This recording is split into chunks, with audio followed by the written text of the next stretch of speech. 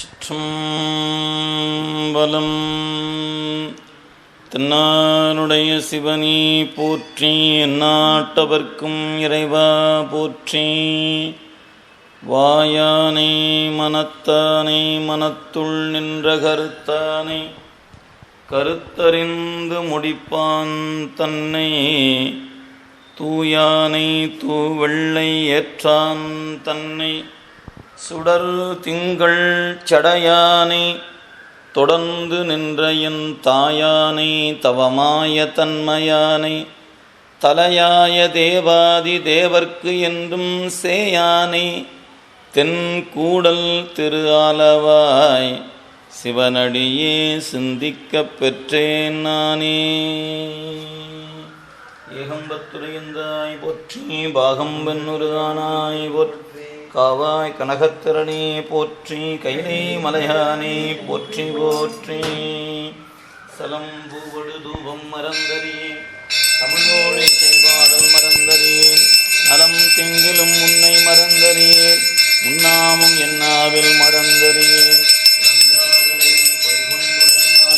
உடன் உள்ளொரு சூளை தவிர்த்தருளாய் அறந்தேன் அடியேன் வீரத்தானத்துறையம்மானே. இல்லக விளக்கது இருள்கெடுப்பது, சொல்லக விளக்கது சோதி உள்ளது, பல்லக விளக்கது பலரும் காண்பது, நல்லக விளக்கது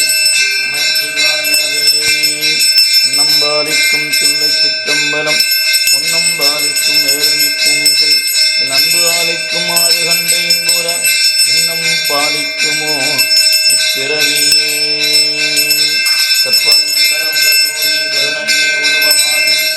அற்புத கோல நீடி அருமறை சிரத்தின் மேலாம் சிற்பரதி யோமமாகும் திருச்சிற்றம்பலத்துள் நின்று ஒப்புடன் நடம் செய்கின்ற பூங்கடல். ஓம் புழியர்கோன் வெப்பொழித்த புகழியர்கோன் கடல் போற்றி, ஆழிமிசை கல்மிதப்பில் அணைந்த பிரானடி போற்றி, வாழி திருநாவலூர் வந்தொண்டர்வதம் போற்றி, ஊழிமணி திருவாத ஊர திருத்தாள் போற்றி.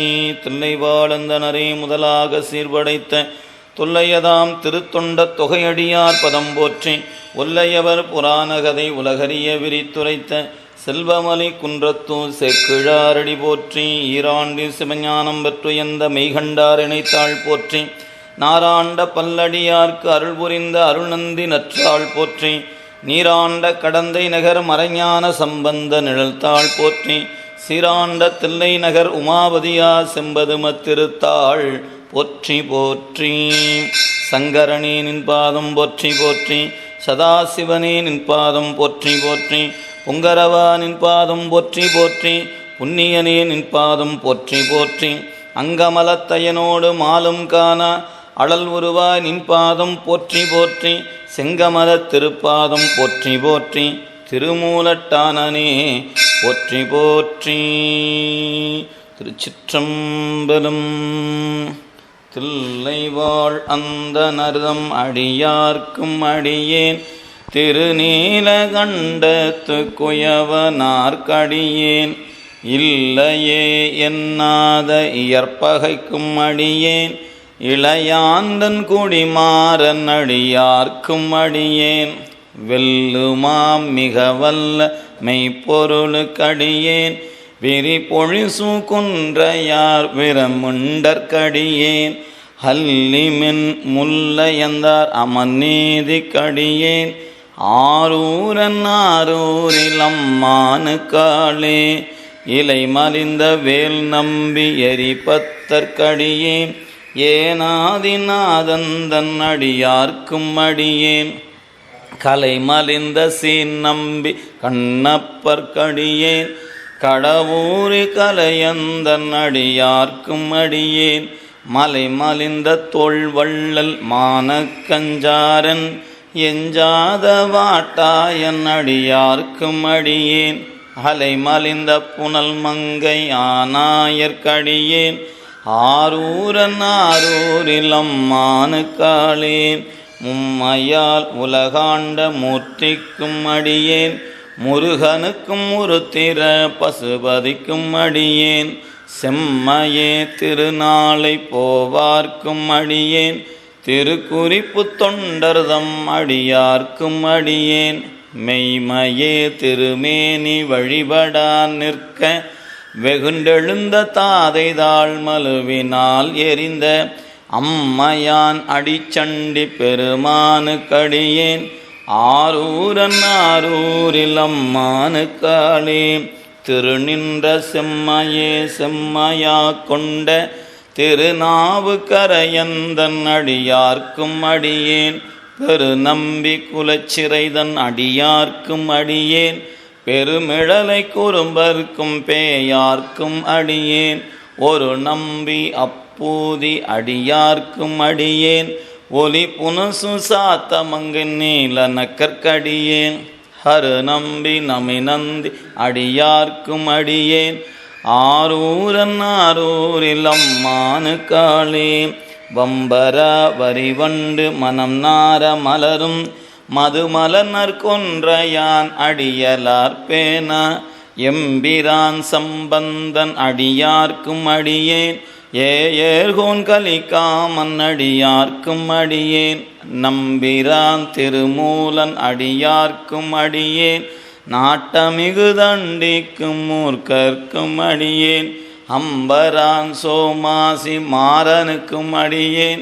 ஆரூரன் ஆரூரில் அம்மானுக்காளே வார்கொண்ட வனமுலையால் உமை பங்கன் கழலே மறவாது கல்லெறிந்த சாக்கியர்க்கும் அடியேன் சீர்கொண்ட புகழ்வள்ளல் சிறப்புலிக்கும் அடியேன் செங்காட்டங்குடிமேய சிறு தொண்டர்க்கடியேன் கார் கொண்ட கொடை கழறிற்றறிவார்க்கும் அடியேன் கடற்காழிகநாதன் அடியார்க்கும் அடியேன் ஆர்கொண்ட வேர்க்கூற்றன் கலந்தை கோன் அடியேன் ஆரூரன் ஆரூரில் அம்மானுக்காளே பொய்யடிமை இல்லாத புலவர்க்கும் அடியேன் பொழிக்கருவூர் துஞ்சிய புகழ் சோழர்க்கடியேன் மெய்யடியான் நரசிங்கம் முனையரையர்க்கடியேன் விரிதிரிசு கடல் நாகை அதிபத்தற்கடியேன் கை தடிந்த வரிசிலையான் கலிகம்பன் கலியன்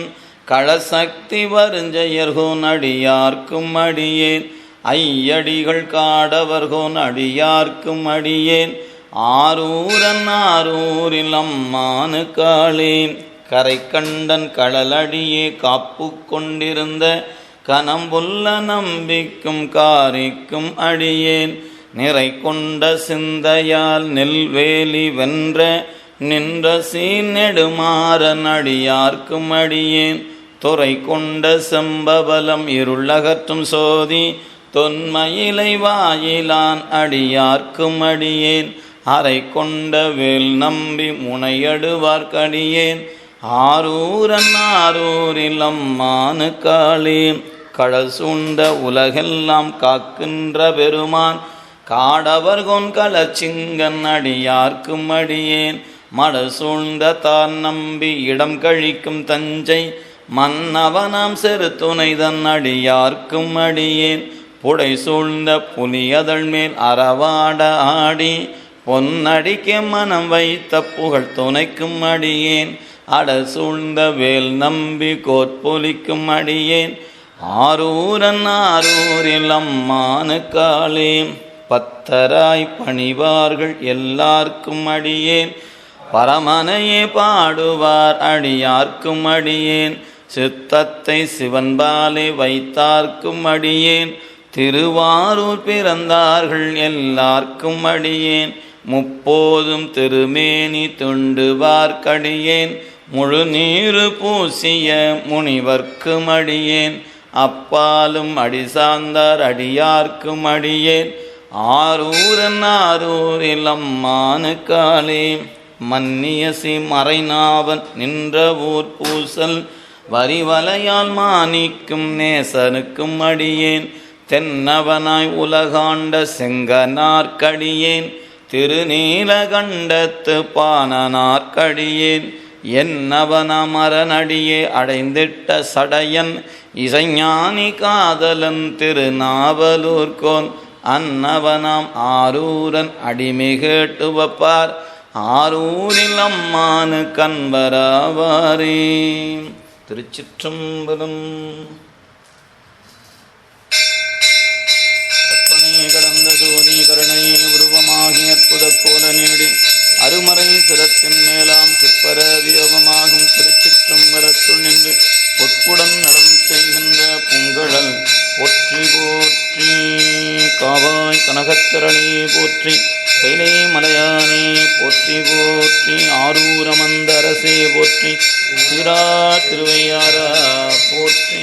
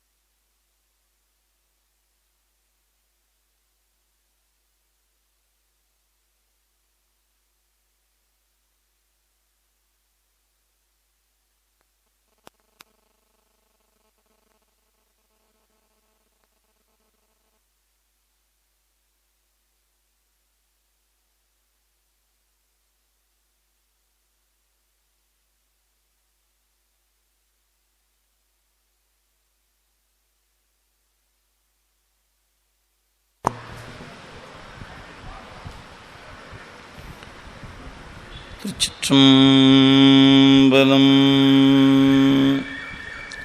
அரைசனே அன்பர்க்கடியனேனுடைய பனே ஆவியோடு ஆக்கை புரை புரை கணிய புகுந்து நின்றுருக்கி பொய்யிருள் கடிந்த மெய்ச்சுடரே திரைபரா மன்னம் அமுதத்தன் கடலே திருப்பெருந்துறை உரை சிவனே உரை உணர்விறந்து நின்று உணர்வதோர் உணர்வே யான் உன்னை உரைக்குமாறு உணர்த்தே.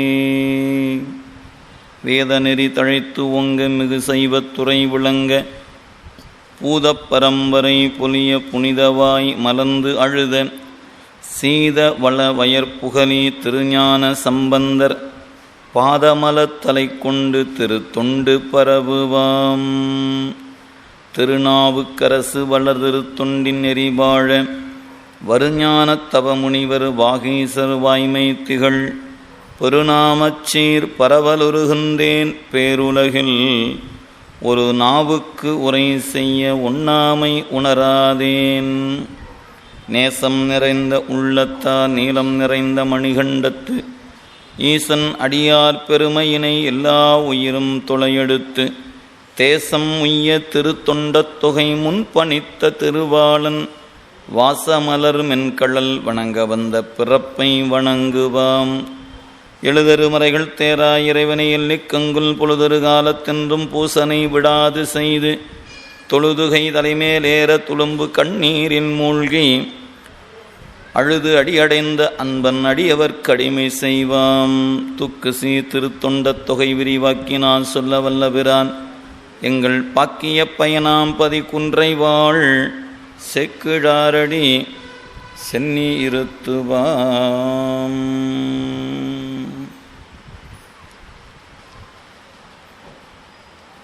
எல்லாம் வல்ல இறைவனுடைய திருவருட்கருணையும் குருவருளும் முன்னின் அருள் செய்ய தெய்வ சேக்கிழார் பெருந்தகையருடைய திருத்தொண்டர் புராணமாகிய ஞான நூலினை தொடர்ந்து சிந்திப்பதற்கும் வழிபாடு செய்வதற்கும் வாய்ப்பு கிடைக்கப்பட்டிருக்கின்றது. அவ்வகையிலே குருவருளையும் திருவருளையும் மனமொழி மெய்களாலே வணங்கி புரசை திருநெறி கழகமும் கமல விநாயகர் சத்சங்கமும் இணைந்து நடத்துகின்ற இத்திருத்தொண்டர் புராண வகுப்பிற்கு வருகை தந்திருக்கின்ற அடியார் பெருமக்களுடைய திருவடிகளை பணிந்து இன்றைய சிந்தனையை சிந்திக்க முற்படுகின்றோம். நாம் கடந்த வகுப்பில் நம்முடைய நம்பி ஆரூரப் பெருமானுடைய வரலாற்றை சிந்திக்கின்ற நிலையில் தடுத்தாட்கொண்ட புராணம் என்ற பகுதியில் 146வது பாடல் வரை நாம் கடந்த வகுப்பில் சிந்தித்திருக்கிறோம். அதனுடைய தொடர்ச்சியை இன்று நாம் சிந்திக்க இருக்கின்றோம். நம்பி ஆரூரப் பெருமான் தில்லையிலிருந்து திருவாரூருக்கு எழுந்தருள அடியார் பெருமக்கள் அவரை அன்போடு வரவேற்ற நிலையிலே புற்றிடம் கொண்ட புராதனனை போற்றிய பொழுது இறைவர் தன்னை தோழனாக தந்து அருளினார்.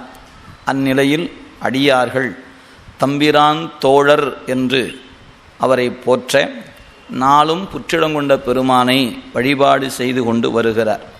இந்நிலையில் கையிலையில் இருந்த சேடிமார்கள் இருவரில் ஒருவராகிய அந்த கமலினி என்று சொல்லப்பெறுகின்ற அம்மையார் திருவாரூரிலே வந்து பறவையார் என தோன்றி அவங்க வளர்ந்து இறைவருக்கு ஆட்பட்டு நாளும் மலர்ப்பணி செய்து கொண்டு வருகின்றார்கள்.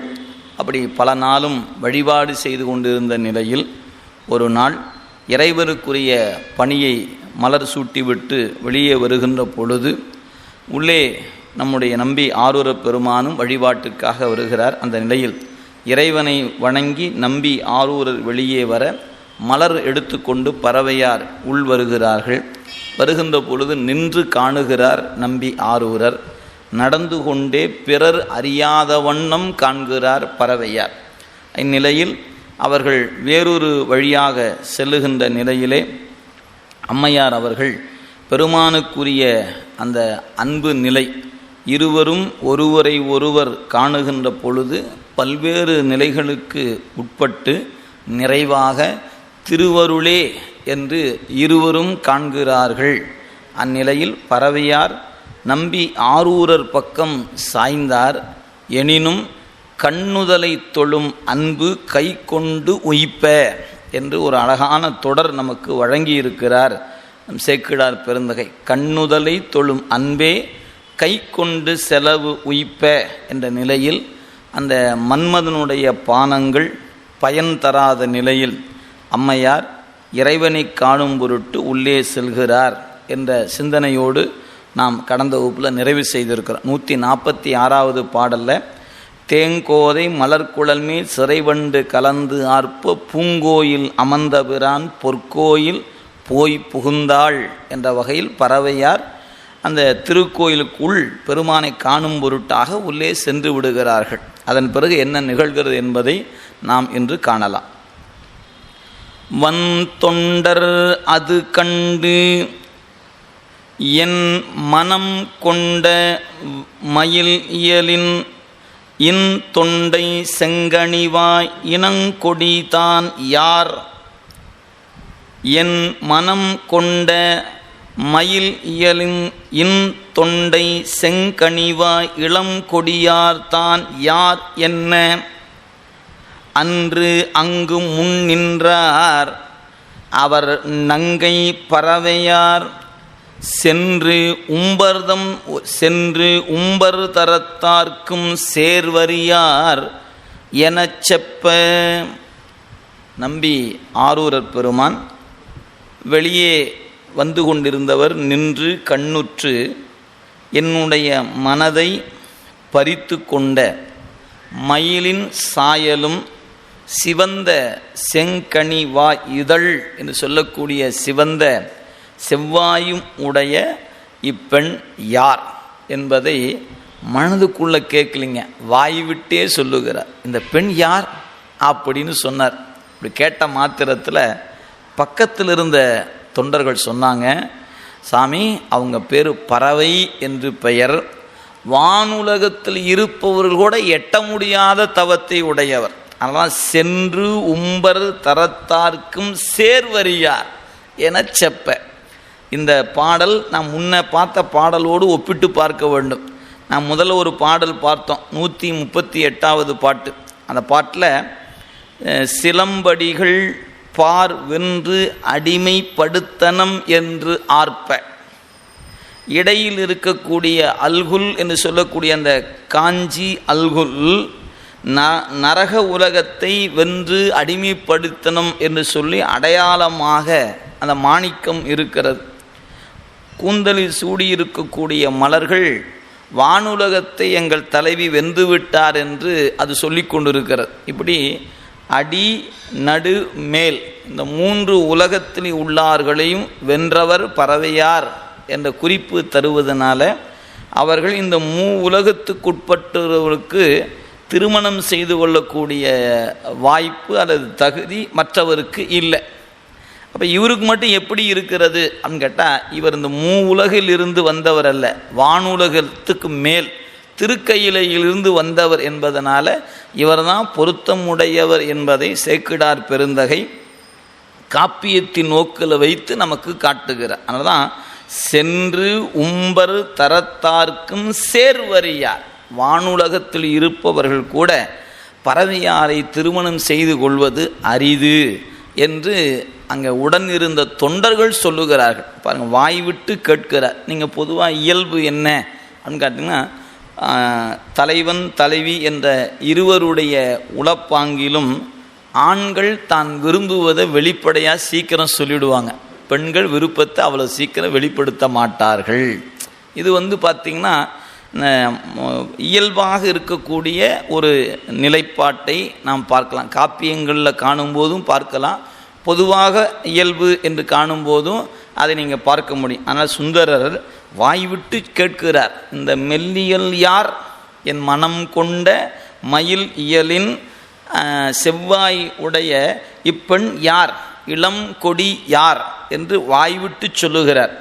அருகில் இருந்த தொண்டர்கள் தான் சொன்னாங்க, சென்று உம்பர் தரத்துக்கும் சேர்வறியார் என செப்பனர். இப்படி கேட்ட உடனே சேக்கிழார் பெருந்தகை அந்த காட்சியை எப்படி காட்டுகிறார் அப்படின்னு பார்க்கணும். அடுத்த பாடல் நல்ல இலக்கிய சுவை உடைய பாடல். இந்த பறவை அப்படின்னு சொன்னார், யார், தொண்டர் சொன்னார். அதை கேட்ட உடனே சேக்கிழார் ஒரு அருமையான பாடலாக நமக்கு வடித்து தருகிறார். இந்த பறவை என்கிற சொல்ல 7 வகையாக பயன்படுத்துகிறாருங்க. சொல் ஒன்று தான் பறவை, ஆனால் அந்த பறவைங்கிற சொல் 7 வகையாக பொருள் செய்து கொள்ளக்கூடிய வண்ணம் அந்த பாட்டு அமைய பெற்றிருக்குது. பாருங்க, பேர் பறவை, பெண்மையினில் பெரும் பறவை, விரும்பு அல்குல் ஆர் பறவை, அணி திகழும் மணி முறுவல் அரும்பறவை, சீர்பறவை ஆயினாள் திரு உருவின் மென்சாயல் ஏற்பறவை, இடைப்பட்டது என் ஆசை எழு பறவை. எல்லாம் பறவை தான். ஆனால் நான் படிக்கும்போது பறவைன்னு படிச்சுட்டேன், அப்படி படிக்கக்கூடாது. எப்படி படிக்கணும்னார், பேர் பறவை, அவங்க பேர் என்ன, பறவை, இது அவங்களுடைய திருநாமம் என்கின்ற பெயர். அதுக்கப்புறம் பெண்மையினில் பெரும் பறவைன்னு இருக்கு பாருங்க, அதை சொல்ல பிரிக்கணும். பெரும் உம்பர் அவை விரும்பு அல்குல் ஆர் பறவு ஐ. பெரு உம்பர் அவை, வானுலகத்தில் இருக்க, உம்பர்னா வானுலகம், வானுலகத்தில் இருக்கக்கூடிய தேவர்கள் அவங்களுடைய சபை. தேவ உலகத்தில் நடன மாதர்கள் என்று சில பேர் இருக்கிறாங்க. காப்பியம் படிக்கும்போது தெரியும், மேனகை, ஊர்வசி, ரம்பை அப்படின்லாம் ஒரு பேரெல்லாம் சொல்லுவாங்க. அப்போ அந்த தேவ உலகத்தில் இருக்கக்கூடிய அழகில் சிறந்திருக்கக்கூடிய பெண்கள், அந்த பெண்களெல்லாம் பறவையாரை பார்த்தா விருப்பம் கொள்வாங்களாம். நம்மளை விட அழகாக இருக்கிறாங்களே. பெரும் உம்பர் அவை விரும்பு அல்குள் ஆர் பறவை ஆயினார். ஆர் பறவை, பறவு கூட்டல் ஐ பறவை. இப்போ முதல்ல பறவை என்பது பெயர், அதை பிரிக்க வேண்டியதே இல்லை. ரெண்டாவது வரும்பொழுது பெரு உம்பர் அவை. எனவே பெரும் என்பதை பெரு கூட்டல் உம்பர் கூட்டல் அவை, பெரு உம்பர் அவை. எனவே வானுலகத்தில் இருக்கிற தேவ சபை, அந்த தேவ சபையில் இருக்கிற அல்குல் சீர் பரவு ஐ, பரவுகின்ற ஐ. ஐ என்பதற்கு தலைவன் என்று பொருள் சொல்வதுண்டு. அந்த அல்குல் என்று சொல்லக்கூடிய பெண்கள் விரும்புகின்ற தலைமை பண்பை உடையவர் என்பதனால சீர்பறவு அப்படிங்கிறவங்கள சீர்பறவை அப்படின்னு சொன்னார். அதுக்கப்புறம் அணி திகழும் மணி முறுவல் அரும்பறவை. அதை சொல்லும் பொழுது அரும்பர் அவை, அரும்பு என்று சொல்ல இல்லைங்களா, அந்த சிரிப்பு எப்படி இருக்குதான், அரும்பு அவை, அரும்பறவை, அரும்பு அவை அப்படின்னு சொல்றார். அந்த நம்ம அந்த சிரிப்பை சொல்லும்போது முல்லை மலர் அப்படின்னு சொல்லுவாங்க. அது மாதிரி இங்கே அரும்பு அவை என்பதனால அரும்பர் அவை, அந்த சிரிப்பு அவ்வாறு இருக்கிறது என்பதனால் மணி முறுவல் அரும் பறவையினர். சீர்பறவை ஆயினால், சீர்பறவை இங்கே சீர் என்பது எதை குறிக்கிறது அப்படின்னு கேட்டால் லக்குமி என்று சொல்லக்கூடிய திருமகளை குறிக்கக்கூடியது சீர்பறவை என்பது. எனவே மூன்றாவது பறவை பறவு கூட்டல் ஐ பறவை. நான்காவதாக வந்த பறவை என்பது அந்த முல்லை அரும்பு போன்ற முறுவல் உடையவர் என்பதனால மணி முறுவல் அரும்பர் அவை, அரும்பு அவை, அதான் அரும்பர் அவை என்று குறிப்பிடுகிறார். எனவே முல்லை போல சிரிப்பை உடையவர். அதுக்கப்புறம் சீர்பறவு ஆயினால், சீர் என்பது திருமகளை குறிக்கக்கூடிய சொல். எனவே லக்குமி விரும்புகின்ற அம்மையார். எனவே சீர்பறவை ஆயினால் திருவுருவின் மென்சாயல் ஏற்பறவை. ஏற்பறவை என்று ஆறாவதாக வருகிற ஏர் என்பதற்கு பரப்புன்னு சொல்வதுங்க. நம்ம கணிதம் படிக்கும்போது பார்ப்போம், படிச்சிருப்பீங்க பரப்பு அப்படின்னு. இப்போ இந்த இடம் இருக்குது, எவ்வளவு பரப்பு இருக்குது, நீளத்தையும் அகலத்தையும் கணக்கு போட்டோம்னா இவ்வளவு 10க்கு 10, அப்போ 100 அடி பரப்பு 100 அப்படின்னு சொல்லுகிறோம். அப்போ அந்த நீள அகலத்தை கணக்கு போட்டு மொத்த பரப்பு இவ்வளவுன்னு சொல்லுகிறோம் பாருங்க. அதுபோல் அந்த பரப்பு என்பது இங்கே ஏற்பறவு அப்படின்னு சொன்னார். என்ன காரணம்னா அழகிய பரப்பு, அந்த அழகு என்பது பரவலாக இருக்கக்கூடிய, எனவே அழகிய பரப்பிலே பட்ட என் ஆசை எழு பறவை. ஏழாவதாக சொன்ன பறவை என்பதுக்கு கடல் என்று பொருள். இப்போ பாருங்கப்பா, மொத்தம் 7 சொல் இருக்கிறது. பேர் பறவை, அவங்க பேர் பறவை என்பது. அதுக்கப்புறம் அந்த சிரிப்பு எப்படிப்பட்டதாக இருக்கிறதுன்னு ஒரு தனியாக சொல்லிட்டார். உம்பர் அவை விரும்புகின்ற சீர்பறவு ஐ என்று குறித்து 2ம் 3ம் அமைய பெற்றிருக்கிறது. நான்காவதாக இருக்கக்கூடிய அரும்பர் அவை என்பது முறுவல் அரும்பர் அவை, அந்த சிரிப்பு முல்லை அரும்பு போன்று இருப்பது.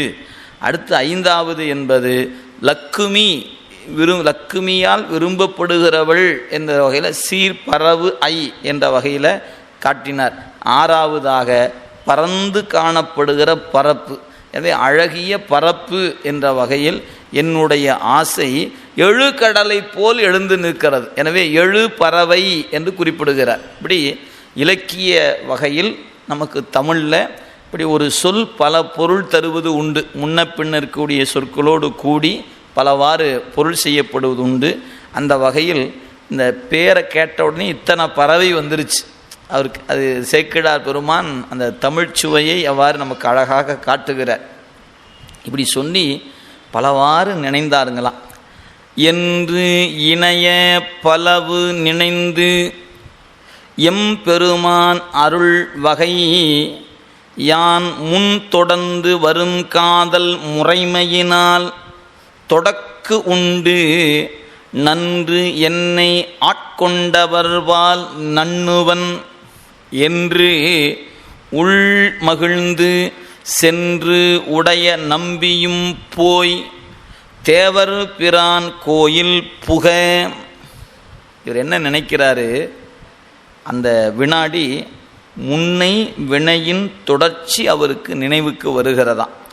என்று இணைய பல நினைந்து எம் பெருமான் அருள் வகையால், பெருமானுடைய பெருங்கருணை கூட்டுவித்த காரணத்தினால் முன் தொடர்ந்து வரும் காதல் முறைமையினால் தொடக்கு உண்டு. இங்கே முன்ன கைலையின் கண் இருவரை கண்ணுற்றார் என்ற வகையில் தொடர்ந்து வருகின்ற வினையினுடைய தொடர்ச்சி. எனவே முன் தொடர்ந்து வரும் காதல் முறைமையினால் தொடக்குண்டு. அந்த தொடர்ச்சி காரணமாக நேராக நான் என்ன பண்ண போகிறேன், நன்று என்னை ஆட்கொண்டவர்பால் நண்ணுவன். இப்போ பறவையாரை பார்த்தார், விருப்பம் வந்தது.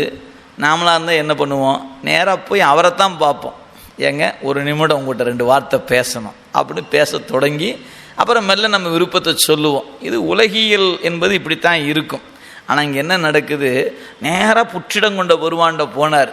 சாமி, நீ தான் என் உள்ளத்தில் குடிகொண்டு இருப்பவன், நீ அருள் செய்ய காரணத்தினால தான் அவங்கள கைலையில் பார்த்தோம். அந்த தொடர்ச்சி இப்போ திருவாரூரில் தொடர்ந்து இருக்கிறது. எனவே நான் தங்களிடத்தில் வேண்டுவது என்ன, அவரை எனக்கு தந்தருள வேண்டும். போய் பறவையாற்ற போய் சொல்லலை, பெருமான்கிட்ட போய் சொல்லுகிறார். என்னை ஆட்கொண்டவர்பால் நண்ணுவன், என்னை ஆண்ட பெருமானிடத்தில் போய் நான் கேட்பேன் அப்படி முடிவு செய்து கொண்டு வெளியே வர இருந்தவர் கோயிலுக்குள்ளே திரும்பி போகிறார். ஏன்னா இவர் தான் முதல்ல வழிபாடு முடித்து கொண்டு வெளியே வந்தவர். வரவர் என்ன பண்ணார், திரும்பி உள்ளே போகிறார். உள்ளே போய் பெருமான்கிட்ட போய் நிற்கிறார். நின்று பெருமான்கிட்ட கேட்கிறார். அதுக்குள்ளே இங்கே என்ன நடந்துச்சுனார், உள்ளே பூ கொண்டு போனவங்க பூவை கொடுத்துட்டு பெருமானுக்கு சூட்டி விட்டு பக்கத்தில் இருக்கிற வாயில் வழியாக வெளியே வந்தாச்சு அவங்க. அது சொல்கிறார், பறவையார் வலம் கொண்டு பணிந்து ஏத்தி முன்னரே புறவலனார் கோயில் நின்று ஒரு மருங்கு புறப்பட்டார். விரவு பெரும் காதலினால் மெல்லியலார் தமை வேண்டி அரவின் ஆரம் புனைந்தார் அடிபணிந்தார் ஆரூரர். பறவையார் உள்ளே போனாங்க.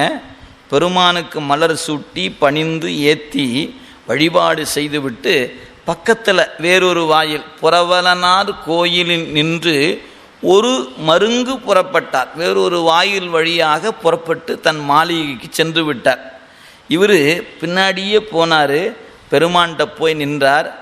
பெருமானை வணங்கி விண்ணப்பம் செய்கிறார். அரவின் ஆரம் புனைந்தார் அடி பணிந்தார் ஆரூரர். பாம்பை மாலையாக அணிந்திருக்கிற பெருமானுடைய திருவடியை பணிந்தார் நம்பி ஆரூரர். பணிந்து என்ன கேட்கிறார்னு பாருங்க.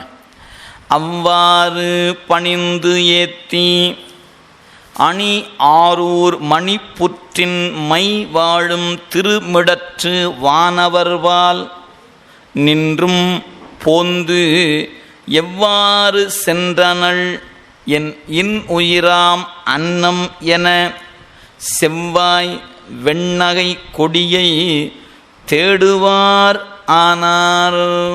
நேராக உள்ளே போனார். பெருமானை வணங்கினார். அழகான புற்றில் வீற்றிருக்கின்ற பெருமானை, கண்டம் கருத்த பெருமானை, மை விரவு திருமிடற்று அந்த வானவனாகிய அந்த பெருமானை வணங்கி அங்கே என்ன பார்க்குறாரு, தேடி தேடி பார்க்குறார். இங்கே தானே உள்ளே வந்தாங்க கோயிலுக்குள்ளே அப்படின்னு பார்த்தா கண்ணில் படலை. என்ன கேட்கிறாரு, பெருமானே என் உயிர் எங்கே போச்சு? எப்படி கேட்குறாரு பாருங்க. நாமளாக இருந்தால் நேராக சம்மந்தப்பட்ட ஆள்கிட்ட போய் தானே கேட்போம் இல்லைங்களா? நம்ம சொல்ல வேண்டியதில்லை. ஏன்னா நிறைய திரைப்பட பாடல்கள்லாம் நம்ம படிச்சிருப்போம், கேட்டிருப்போம், பார்த்துருக்குறோம். அதனால் அந்த தலைவன் அல்லது தலைவி தான் போய் நின்று உயிரே உயிரேன்னு உருகி நிற்பாங்க. சாமிகிட்ட போய் நிற்கிறாரு. சாமி என் உசுறு எந்த பக்கம் போச்சு சாமி அப்படின்னு புற்றிடம் கொண்ட பெருமான்கிட்ட போய் கேட்கிறாருங்க.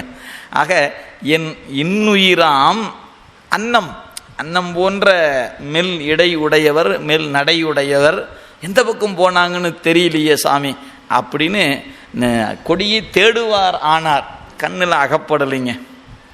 உடனே என்ன பண்ணுறார் பாருங்க, பாசமாம் வினை பற்று அறுப்பான் மிகும், பாசமாம் வினை அறுப்பான், பாசமாம் வினை பற்று அறுப்பான் மிகும் ஆசை மேலும் ஓர் ஆசை அளிப்பதோர் தேசின் மன்னி என் சிந்தை மயக்கிய ஈசனார் அருள் என் நெறி சென்றதே. இவருக்கு ஒரு பெருமான்கிட்ட என்ன கேட்குறாரு, பெருமானே திரு வெண்ணெய்நல்லூரில் நீ ஆட்கொண்டாய், அன்றிலிருந்து இந்த நிமிடம் வரைக்கும் என்னால் உணரப்படுபவன் நீதான், என் அறிவு முழுக்க நீ இருக்கிறாய். அப்படி என்னுடைய அறிவு முழுக்க இருக்கின்ற நீ என்னுள் இருப்பதை நான் உணர்ந்து நிற்கிறேன். அப்படி இருக்கும்போது உன்னை தவிர வேறொரு பொருளிடத்தில் எனக்கு மயக்கமோ பற்றோ இல்லை. இந்த நிமிடம் வரைக்கும் அதை நான் உணர்ந்து கொண்டிருக்கிறேன். இப்போவும் அதைத்தான் உணர்கிறேன். எனது என்னுடைய அறிவு உன்னை தவிர வேறொரு பற்றில்லாதது, என்னுடைய நினைப்பு உன்னை தவிர வேறொரு நினைப்பு இல்லாதது, எனக்கு நீதான் எல்லாம் என்று நிற்பவன் நான். அப்படிப்பட்ட என்ன ஒரு பெண் மயக்குகிறாள்னு சொன்னால் என்னை அதை பெண்ணாக பார்க்க முடியல, உன்னுடைய அருள் தான் வடிவமாக நிற்குதுன்னு பார்க்குறேன்னாரு. இப்போ பாருங்கள் எப்படி கேட்குறாரு பாருங்க, என்னுடைய நெஞ்சம் உனக்கு அடிமைப்பட்டு இருக்கிறது, என்னுடைய சிந்தை முழுக்க நீதான் இருக்கிற, எனவே நீ என் சிந்தையில் இருப்பதனால என்னை வேறொரு பொருள் மயக்கம் செய்யாது. ஆனால் இப்போ பறவையார் மயக்கம் செய்துட்டாங்களே, அப்போ இதுலேருந்து என்ன தெரியுதுன்னு சொன்னா, அந்த பறவை என்பது உன்னுடைய அருள் என்று தெரிகிறது. பெண்ணாக பார்க்கலைங்க, நம்ம அறிவுக்கு எப்படி ஏதாவது ஒரு பொருளை பார்த்தா இப்படி நினைக்க முடியுமான்னு நீங்கள் சிந்திச்சு பார்க்கணும். ஏன்னா இது ஒரு காதல் காட்சி, ஒரு தலைவன் தலைவியை காணுகிற ஒரு காட்சி. இதில் போய் இறைவனுடைய அருளாக காணுகிற அப்படின்னு நம்ம பார்ப்போமா? சிந்திச்சு பார்த்தீங்கன்னா யாரும் பார்க்க மாட்டோங்க. ஒரு உதாரணத்துக்காக சொல்கிறேன். இப்போ ஒரு அம்மா நீண்ட நாட்களாக தன் மகனுக்கு வரன் தேடுகிறார்கள். ஒரு பெண்ணை பார்த்தாங்க, ஒரு கோயிலில் போகும்போது பார்த்தாங்கன்னு வைத்துக்கொள்ளுவோம். பையன்கிட்ட சொல்கிறாங்க, டே ஒரு பொண்ணை பார்த்தேன்டா. என்ன சொல்லுவாங்க? மகாலட்சுமி மாதிரி இருந்ததுடா அப்படின்னு சொல்லுவாங்க. அந்த மீனாட்சியே பார்க்குற மாதிரி இருந்துச்சு, அப்படி தான் சொல்கிறது வழக்கம். இப்போ அந்த மகன் கோயிலில் ஒரு பொண்ணை பார்த்துட்டு அம்மா நான் மகாலட்சுமியை பார்த்தேன், மீனாட்சி பார்த்தேன்னு சொல்லுவானா? சொல்ல மாட்டானுங்க. ஆனால் சுந்தரர் பெருமான் அருளாகவே நான் பார்த்தேன். அவர் பார்க்கும்போது அவருக்கு வேறு ஒன்று, ஏன் என்னுடைய அறிவு உன்னை தவிர வேறொரு பொருளிடத்தில் பற்று கொள்ளாது. அப்படிப்பட்ட என் அறிவை ஒரு பொருள் மயக்குகிறது என்று சொன்னால் அந்த பொருள் நீ அன்றி வேறு இல்லை. இப்போ அவர் எப்படி உறுதிப்படுத்துகிறார் பாருங்க. இதுதாங்க சுந்தரர் நமக்கு காட்டுகின்ற உபாயம். அவர் நமக்கு என்ன காட்டுகிறார் அப்படின்னு கேட்டால், வாழ்க்கை வெறுத்து ஒதுக்குவது அல்ல. வாழ்க்கை என்பது அனுபவத்துக்குரியது. ஆனால் அனுபவிக்கின்ற பொழுது உலகியல்ல நினைந்து அனுபவிக்காமல் அருளாக நினைந்து விட்டால் ஆகாமியம் என்கிற வினை நம் கணக்கில் ஏறாது. கொண்டு வந்த வினை அனுபவித்துத்தான் ஆக வேண்டும், தொலைத்துத்தான் ஆக வேண்டும்.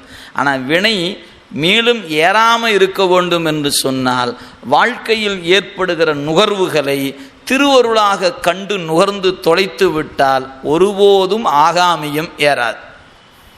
இதுதான் சைவ சித்தாந்தம் நமக்கு சொல்லுகின்ற அடிப்படையான உண்மை. ஆனால் நமக்கு என்னென்னா, அந்த பொருளை காணும்போது பொருள் தெரியுமே ஒழிய அருள் தெரிவதில்லை. அதுக்கு நீங்கள் பூசை பண்ணணும், அஞ்செழுத்த சொல்லணும், அந்த திருவுருளை இடையராது சிந்தித்து கொண்டு இருந்தால் எதிர்காலத்தில் நமக்கும் அந்த வாய்ப்பு கிடைக்கும். வாய்ப்பு கிடைக்குன்னா இந்த மாதிரி வாய்ப்பு நினச்சிடக்கூடாது இல்லைங்களா? பொருளை காணும்போது அருளாக காணுகிற வாய்ப்பு கிட்டும். நீங்கள் அப்படி தான் நினைக்கணும். நீங்கள் தான் வகுப்பில் சொன்னீங்க ஐயா அப்படின்னு நினச்சிடக்கூடாது. அவருக்கு அந்த வாய்ப்பு இங்கே சொல்லப்பட்டது அதுதான். அவர் பறவையார் என்கிற ஒருவரை அருளாக காண்கிறார். நாம் உலகில் எந்த ஒரு பொருளை பார்த்தாலும் அதை அருளாக காணுகின்ற பொழுது மயக்கம் வராது. என்ன இன்பம் ஏற்படுகிறது, என்ன துன்பம் ஏற்படுகிறது, எதுவாக இருந்தாலும் அது அருள் என்று கண்டுவிட்டால் நமக்கு மயக்கம் வாராது. இதுதான் இங்கே சொல்லப்பட்ட அடிப்படையான நுட்பம். எனவே பாசமாம் வினை பற்று அறுப்பான். சிவபெருமான் யாரு? பாசமாம் பற்றறுத்து பாரிக்கும் ஆரியனே. பாசமாம் வினை பற்றறுத்து பாரிக்கின்ற ஆரியன், எப்பா எனக்கு போய் இப்படி பாசத்தை கொடுக்குறியேன்னு கேட்குறாரு. நீதானே பாசத்தை அறுப்பவன், அறுப்பவனாக இருக்கிற நீ இப்போ எனக்கு என்ன பண்ணியிருக்கிற, எனக்கு ஆசை வருமாறு செய்திருக்கிறாயே, என்ன பெருமானே. பாசமாம் வினை பற்று அறுப்பான் மிகும் ஆசை மேலும் ஆசை அளிக்கிறது. விருப்பம் மேலும் மேலும் வளர்ந்து நிற்கக்கூடிய வண்ணம் என்னுடைய அறிவை ஒரு பொருள் மயக்கி நிற்கின்ற காரணத்தினால் என்னை அவரை பொருளாக என்னால் காண முடியல, ஒரு பெண்ணாக என்னால் காண முடியல, அருளாக காண்கிறேன்.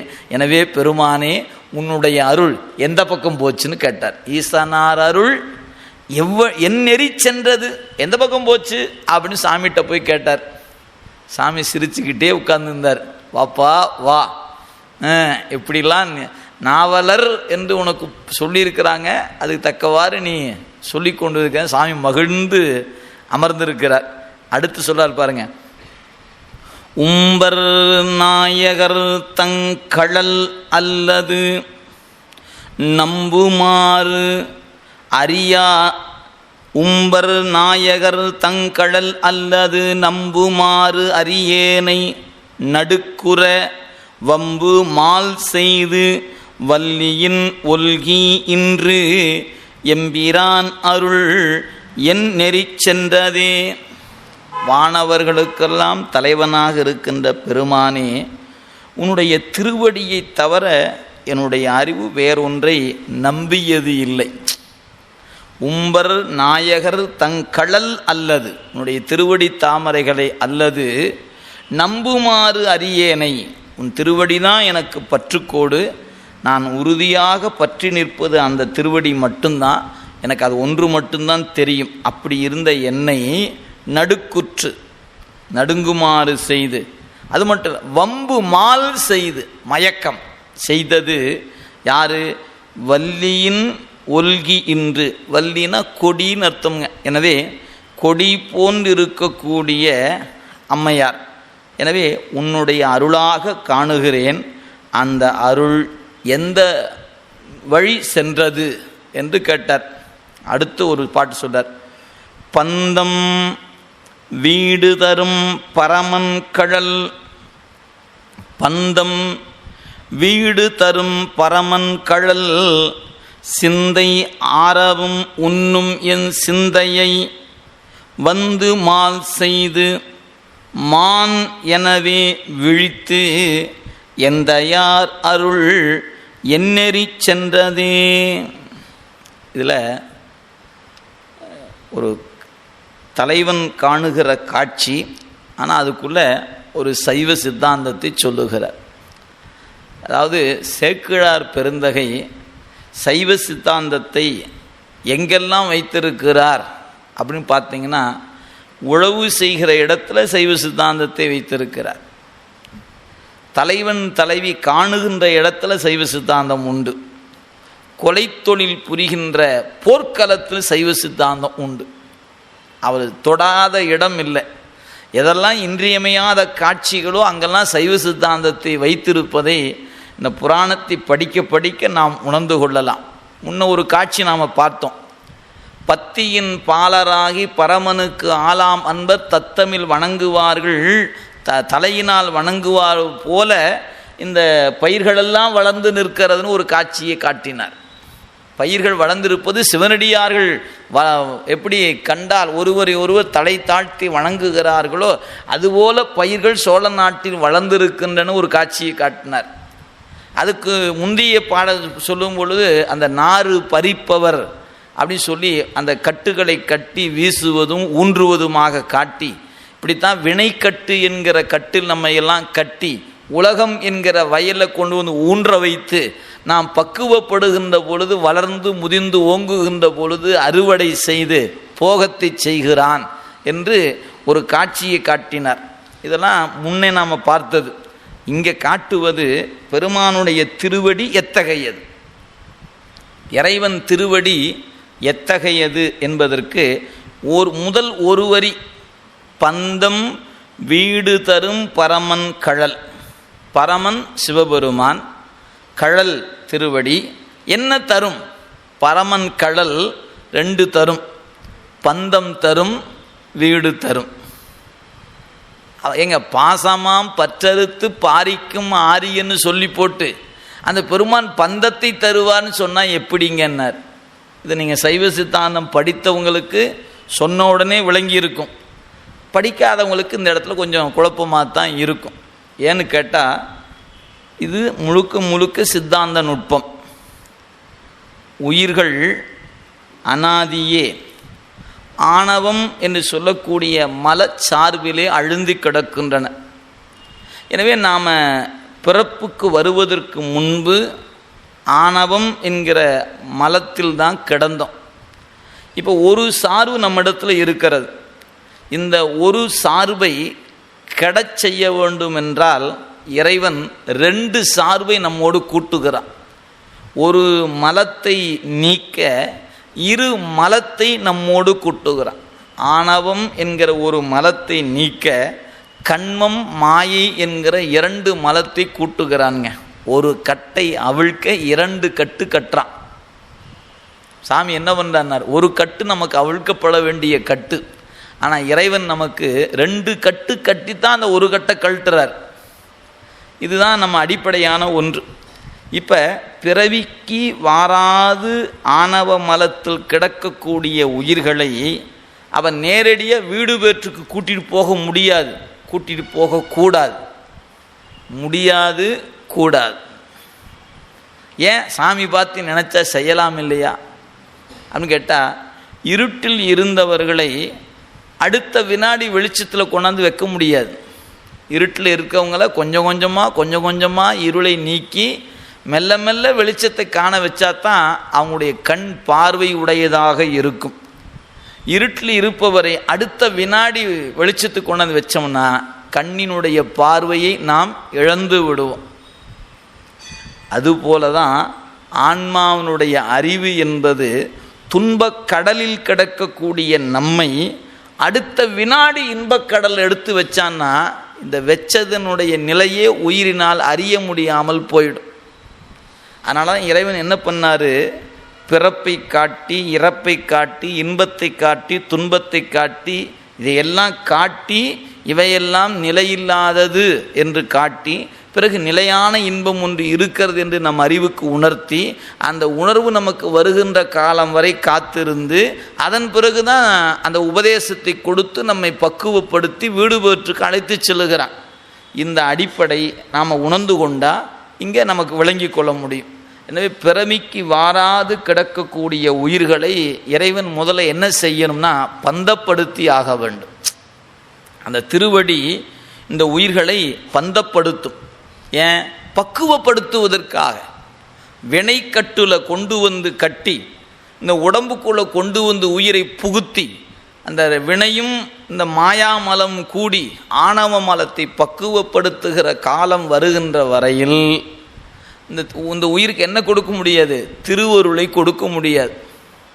அந்த திருவருளை பருவதற்கான காலம் கனிந்து வருகின்ற பொழுது தாமதம் இல்லாமல், ஒரு வினாடி தாமதம் இல்லாமல் அந்த அருளை வழங்க வந்து விடுவான். அப்போ இந்த உடம்பை கொடுத்தாத்தான் நம்மால் பக்குவப்பட முடியும். இன்ப துன்பத்தை நுகர்ந்தாத்தான் நம்ம பக்குவம் ஆவோம். இரவு பகலை பார்த்தாத்தான் இந்த இரண்டும் இல்லாத இடம் ஒன்று இருக்கிறது என்ற அறிவு நமக்கு வரும். இதை பயிற்சியில் கொடுத்துத்தான் நம்மை நெறிப்படுத்த முடியுமே ஒழிய இதை கொடுக்காமல் நேரடியாக வீடு பெற்று கொடுக்க இயலாது. அப்படி கொடுத்தால் நம்மால் அதை அனுபவிக்க முடியாது.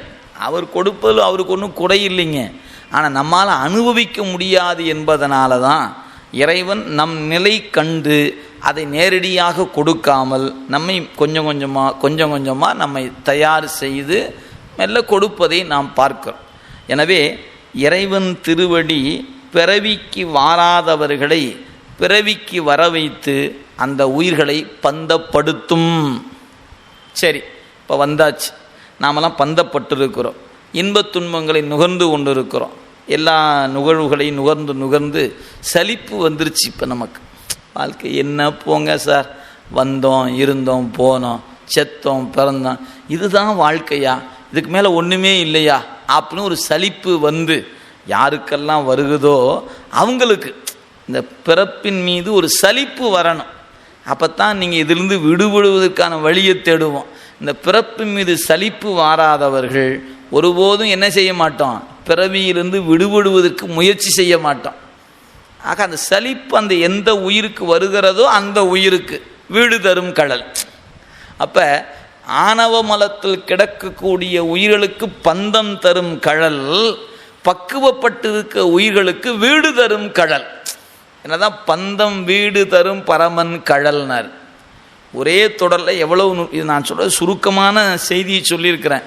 நீங்கள் உண்மை விளக்கம் படித்தா அந்த கூத்தை பற்றி சொல்லும்போது சொல்வார், ஊனக்கூத்து, ஞானக்கூத்து, ஆனந்த கூத்துன்னு மூணாக பிரிப்பார். ஊனக்கூத்து என்பது பந்தப்படுத்துவது, ஆனந்த கூத்து என்று சொல்லக்கூடிய அந்த ஞானக்கூத்து இருக்கு பாருங்க, அது பந்தத்துக்கு மேலே ஒரு படிநிலை. அதுக்கு மேலே ஆனந்த கூத்து இருக்கு பாருங்க, எல்லையில்லாத இன்பத்தை நுகர்வது. அப்போ ஏன் இந்த கூத்து 3 வகையாக ஆடுகிறான், உயிர்களுடைய தன்மைக்கு ஏற்ப அவன் ஆடுகிறான். எனவே நமசிவாயே என்று காணும்போது ஊனக்கூத்து, அது மீண்டும் மீண்டும் பிறப்பு கொடுக்கும். அதுவே சிவாய நம என்று காணும்போது அருளை அனுபவப்படுத்தும். அதுவே நம என்கிற சொல்லை நீக்கி சிவைய என்று காண்பவர்களுக்கு எல்லையில்லாத ஆனந்தத்தை கொடுக்கும். இப்போ நேரடியாக கொண்டு போய் எல்லையில்லாத ஆனந்தத்தை கொடுக்க முடியுமா அப்படின்னு கேட்டால், அப்படி கொடுத்தால் அவன் கொடுக்க தயார், ஆனால் நம்மால் அதை அனுபவிக்க முடியாது. நீங்கள் கீழிருந்து போகணும். என்னுடைய பெருமான் நான் கேட்டுக்கொண்ட அற்ப விண்ணப்பங்களை கூட ஏற்றுக்கொண்டான் என்ற அனுபவம் உங்களுக்கு வந்தால் தான், இதை போய் கேட்டுட்டு கடந்தமே இத்தனை காலம், இனி அவனை கேட்போம் என்கிற அறிவு நமக்கு வரும். எடுத்த உடனே அவனையே நாம் வேண்டி பெற்றுக்கொண்டோம் என்று சொன்னால், இந்த சாமி இதெல்லாம் கொடுப்பாரா மாட்டாரா, அதெல்லாம் தரமாட்டாருங்க அப்படின்னு சொல்லுமே ஒழிய, அட எதை கேட்டாலும் கொடுப்பாரியா அப்படின்னு நம்மளால் சொல்ல முடியுமான்னா சொல்ல முடியாது. எதை கேட்டாலும் தருகிற பெருமான் தன்னை கேட்டாலும் கொடுத்து விடுவான். ஆனால் நம்ம அவனை கேட்குறோமா என்ன, நீ வேண்டாம்யா உங்கள்கிட்ட இருக்கிறது மட்டும் எனக்கு கொடு. நாம் அப்படி தான் விண்ணப்பம் செய்கிறோம். நாம் இறைவன்கிட்ட போய் நின்று உன்னை கொடு என்று கேட்பதுக்கு இன்னும் ஏன் நமக்கு தெரியல. சரி, நாளையிலிருந்து கேட்ட முடியுமா என்ன, தெரிஞ்சிருச்சு. இப்போ இன்றைக்கி தெரிஞ்சிருச்சு. நாம் என்ன தெரிஞ்சு, இனிமேல் இறைவன்கிட்ட போனால் உன்னை கொடியா அப்படின்னு கேட்கலான்னு இப்போ நினைப்போம். நாளை காலையில் போய் நின்று என்ன பண்ணுவோம், ஐயோ கடவுளே இப்போ பரீட்சை வேறு வருது, நல்ல மார்க் வாங்கணும், பரீட்சை முடித்தவங்க நல்ல காலேஜில் கிடைக்கணும் சாமி அப்படின்னு தான் போய் நிற்பமே ஒழிய, சொன்னாங்க அங்கே வகுப்பில் அவனை கேட்டால் போதுமாமா சாமி உன்னை கொடு அப்படின்னு வந்துருமா என்ன, வர முடியாது. ஏன்னா நமக்கு இன்னும் அவனுக்கு நமக்கும் இடையே இன்னும் நெருக்கம் இன்னும் வரல. அவனை நீங்கள் இன்னும் அனுபவிக்கலை. நீங்கள் அவனை அனுபவிக்க தொடங்கிவிட்டால் எதையும் கேட்க வேண்டாம் என்கிற நிலை நமக்கு வந்துவிடும். அந்த நிலை வர வரைக்கும் கேட்டுத்தாங்க ஆகணும். இதுதான் உள்ள படிநிலை. எனவே நாம் எந்த இடத்துல அவங்கவங்க நிற்கிறீங்களோ அதை பொறுத்து, யார் நம்ம நகரத்தில் யார் நிற்கிறோம், யார் சிகரத்தில் நிற்கிறது யார், நம என்ற எழுத்து நீங்கி நிற்பவர்கள் யார், அவங்கவுங்களுக்கு தக்கவாறு அந்த கூத்தன் இன்பத்தையும் கொடுக்குறான், ஞானத்தையும் கொடுக்குறான், ஆனந்தத்தையும் கொடுக்குறான். அவரவர் நிலைக்கு தக்கவாறு. இதில் அவன் கொடுப்பதற்கு தயாராக இருந்தாலும் வாங்கறதுக்கு நமக்கு தகுதி வேண்டும் அல்லவா, நமக்கு அறிவு வேண்டும் அல்லவா, இதுதாங்க உள்ள நிலை. அதுதான். எனவே அந்த திருவடி பந்தத்தையும் தரும் வீடும் தரும். இது இங்கே மட்டும் இல்லை, திருவாசகம் படிக்கிற எல்லாருக்கும் தெரியும். வேதமும் வேள்வியும் ஆயினார்க்கு மெய்மையும் பொய்மையும் ஆயினார்க்கு சோதியுமா இருள் ஆயினார்க்கு துன்பமுமா இன்பம் ஆயினார்க்கு பாதியுமாய் முற்றும் ஆயினார்க்கு பந்தமும் வீடும் ஆயினார்க்கு. மணிவாசகத்திற்கு இது பந்தமும் வீடும் ஆயினார்க்கு. அப்போ பந்தமும் வீடுமாக இருப்பான். யாருக்கு பந்தமாக இருப்பான், யாருக்கு வீடு வேறாக இருப்பான்னா, திருஞான சம்பந்தர் போன்ற அருளாளர்களுக்கு வீடு வேறாய் நிற்கின்ற பெருமான், நம்மை போன்றவர்களுக்கெல்லாம் பந்தம் என்கிற நிலையில் நிற்கின்ற பெருமான். ஏன்னா நம்ம நிலை அவ்வளவுதான். எனவே அந்த கருணை ரெண்டும் தரும். பந்தம் வீடு தரும் பரமன் கழல். இது எங்கே சொல்றாரு பாருங்க, காதல் காட்சியில். இது சைவ சித்தாந்தம். இது எங்கே சொல்லப்படுதுன்னு கேட்டால், தலைவியை கண்டு இறைவன்கிட்ட போய் நிற்கிற இடத்துல வைத்திருக்கிறாருங்க சேக்கிழார் பெருமான். அப்போ நீங்கள் சொல்லுங்கள், இந்த பெரிய புராணம் என்ன நூல் அப்படின்னு கேட்டால், தொடக்கத்திலேருந்து முடிவு வரைக்கும் சைவ சித்தாந்தம் தான். நீங்கள் பந்தம் வீடு தரும்னு சொன்னோம்னா சித்தாந்தத்தில் சொன்னால் புரியாது. இப்போ புரியுதில்ல? இதுதான் பந்தப்படுத்தும், இதுதான் வீடு வேறு தரும். நிறைய பேர்த்த பார்த்தீங்கன்னா, இந்த திருமணம் ஆகாதவங்களுக்கு ஒரு ஆசை இருக்குது, ரொம்ப நாளாக வரன் தரங்க கிடைக்க மாட்டேங்குதுங்க. அவங்க ஒரு ரொம்ப சலிச்சு போய் இருப்பாங்க, இன்னும் தேடிக்கிட்டே இருக்கணும் கிடைக்கலன்னு. சரி, கல்யாணம் ஆனால போய் கேட்டு பாருங்க, கல்யாணம் பண்ணாமல் இருந்திருக்கலாம் சார். இப்போ கல்யாணம் ஆகாதவன் ஆனா பரவாயில்லன்னு நினைக்கிறாங்க, ஆனவங்க சொல்கிறாங்க விட்டா பரவாயில்லன்னு இருக்குது. இப்போ ஆனவங்க வேண்டான்னு சொல்ல போகிறதில்ல, திருமணம் ஆனவர் விட்டு விட்டு போகிற வாய்ப்பும் இல்லை. ஏன் அப்படின்னு கேட்டிங்கன்னா, அங்கே தான் இருக்குது வினையின் அனுபவம். நீங்கள் அந்த திருமணம் ஆகாமல் இருந்ததுன்னா இந்த ஆன்மா அந்த பக்குவத்துக்கு வந்திருக்காது. வந்து திருமணத்தை செய்து இறப்பு துன்பங்களை எல்லாம் நுகர்ந்து, அந்த நுகர்ச்சியின் வாயிலாகத்தான் நமக்கு திருத்தம் என்பதனால தான் இறைவன் என்ன பண்ணியிருக்கிறாரு, அதை கூட்டி நம்மை திருத்துகிறான். உங்களுக்கு அந்த வாய்ப்பு இல்லைன்னா கொடுத்துருக்கவே மாட்டான்ல. சிந்திச்சு பாருங்க, இந்நேரம் உங்களை சமணத்தில் பிறக்க வச்சு துறவியால் ஆக்கியிருப்பார் இல்லைங்களா? இல்லை ஏதோ ஒரு வகையில் ஒரு துறவி ஆகினா நம்ம எங்கேயாவது காவியை கட்டிட்டு எங்கேயாவது ஒரு பக்கம் போய் பிறந்திருக்கலாமே. நமக்கு அந்த யோகமெல்லாம் இல்லை இல்லைங்களா? எனவே அவரவருக்கு எதை கொடுத்தா பக்குவம் ஆவோம் என்பது அவனுக்கு மட்டும்தான் தெரியுங்க. அவன்தான் இதை அறிந்திருப்பவன். நம்ம அறிவுக்கு நாம் நினச்சி கொண்டு இருக்கலாம். எனவே நாம் எதை ஊட்டினால் நமக்கு தெளிவு கிடைக்கும் என்பது நாம் தீர்மானிப்பதல்ல, வைத்தியர் தீர்மானிப்பது. அதுபோல் வைத்திய நாதன்தான் தீர்மானிக்கிறான். இந்த உயிருக்கு என்ன இன்பம் திருத்தம் தரும், இந்த உயிருக்கு எந்த துன்பம் திருத்தம் தரும், திருத்தம் தருவதற்கு எதுவோ அதை கொடுப்பான். இதில் அவன் மன்னன். எந்த நேரம் செய்யணும், எப்படி செய்ய வேண்டும் என்பது அவன் மட்டுமே அறிந்திருக்கிற ஒன்று. நாம் எவ்வளவுதான் உணர்ந்தாலும் நம்மால் அந்த சூக்குமத்தை விளங்கி கொள்ள இயலாது. அதனால் இங்கே சொன்னார், எனவே இறைவன் பந்தம் தருவான், வீடும் தருவான். எனவே நீங்கள் எங்கே இருக்கிறீர்களோ அதை பொறுத்து மீண்டும் வேண்டும் என்று கருதுவதற்கு பந்தமாகவே இருந்து விடுவான். பிறப்பு வேண்டாம் என்று கருதி அதை நோக்கி உழல்பவர்களுக்கு அந்த பக்குவத்தை கொடுத்து வீடு பெற்றி தருவான். எனவே பந்தம் வீடு தரும் பரமன் கழல் சிந்தை ஆரவும். அப்படியே இங்கே அந்த நினைப்பு முழுக்க எண்ணுதல் என்ற வகையில் என்னுடைய நினைப்பு முழுமையாகவும் உன்னும் என் சிந்தையை, எனவே என்னுடைய அறிவு முழுமையாக உன்னையே சிந்தித்து கொண்டிருக்கக்கூடிய என்னுடைய அறிவை மால் செய்து மயக்கம் செய்து மான் எனவே விழித்து, மருண்ட பார்வை, எனவே மான் எனவே விழித்து எந்தையார் அருள். முன்ன சொன்னார் எம்பிரான் அருள்னார், அதுக்கு முன்னாடி ஈசனார் அருள்னார். இங்கே சொல்கிறாரு பெருமானே உன்னுடைய அருள் எந்த பக்கம் போச்சுப்பா, எந்தையார் அருள் என் நெறி சென்றதே என்று பலவாறு புலம்பி நிற்கிறாருங்க நம்பி ஆரூரர். சொல்றார், என்று சாலவும் ஆற்றலர் என் உயிர் நின்றது எங்கு, என் உயிர் நின்றது எங்கு என நித்தில பூன்முலை மந்தல் வார்குழல் வஞ்சியை தேடுவான், வார்குழல் வஞ்சியை தேடுவான் சென்று தேவாசிரியனை சேர்ந்த பின். இப்படி பெருமான்கிட்ட நின்று பலவாறு புலம்பி என்னுடைய உயிர் எங்கே சென்றது என்று பெருமான்கிட்ட கேட்டுவிட்டு பறவையாரை நித்தில பூன்முலை மன்றல் வார்குழல் வஞ்சி என்று சொல்லக்கூடிய நிலையுடைய பறவையாரை தேடிக்கொண்டு கண்ணுக்கு புலப்படாத நிலையில் தேவாசிரியனாம் திருக்காவணம் வந்து சேர்ந்தார் நம்பி ஆரூரர்.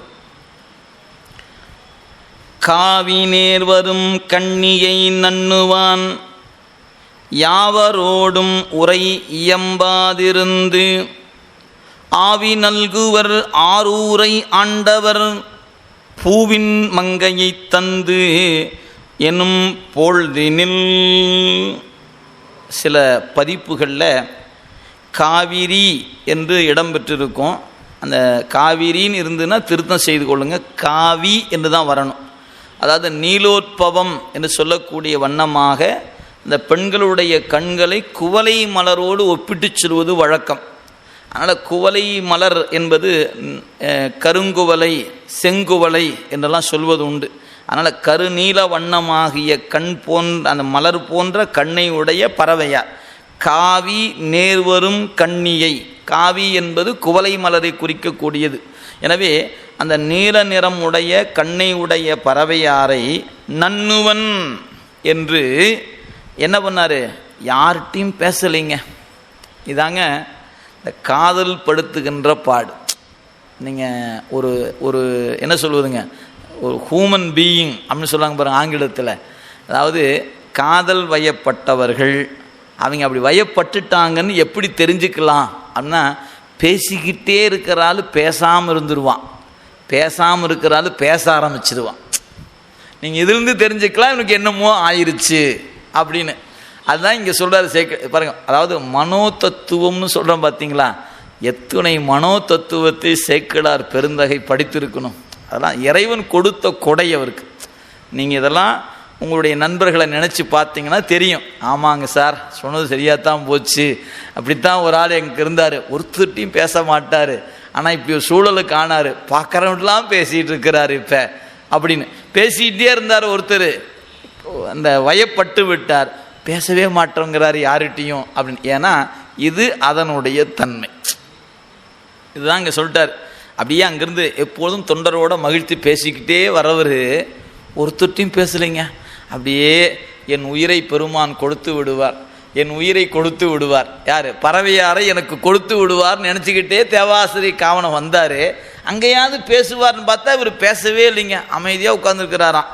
எனவே காவி நேர் வரும் கன்னியை நண்ணுவன் என்று யாவரோடும் உரை இயம்பாது இருந்து யாத்தையும் பேசலை, அமைதியாக இருந்தாராம். என்ன நினச்சிட்டு இருக்கார்? ஆவி நல்குவர், என் உசுரை எங்கிட்ட திருப்பி கொடுத்துருவார் பெருமான். ஆவி நல்குவர் யார்? ஆரூரை ஆண்டவர். அந்த ஆரூரை ஆண்டவர் இவர் ஆரூரர் தானே. ஆரூரை ஆண்டவர் ஆவி நல்குவர் அப்படின்னு நினைந்து கொண்டு பூவின் மங்கையை தந்து, ஆக திருமகள் போல் விளங்குகின்ற பறவையாரை தந்து எனக்கு அருள் செய்வான் என்று சொல்லி அப்படியே நினைத்துக்கிட்டு யார்கிட்டையும் பேசாமல் அமைதியாக அமர்ந்திருக்கிறாராம். நாட்டு நல்லிசை நாவலூரன் சிந்தை வேட்ட மின்னிடை இன் அமுதத்தினை காட்டுவன், வேட்ட மின்னிடை இன் அமுதத்தினை காட்டுவன் கடலை கடைந்து என்ப போல் பூட்டும் ஏழ்பறி தேரோன் கடல் புக.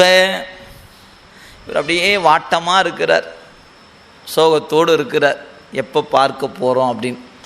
அதனால் இவர் வாட்டமாக இருப்பதை சூரியன் பார்த்தானா மேலிருந்து.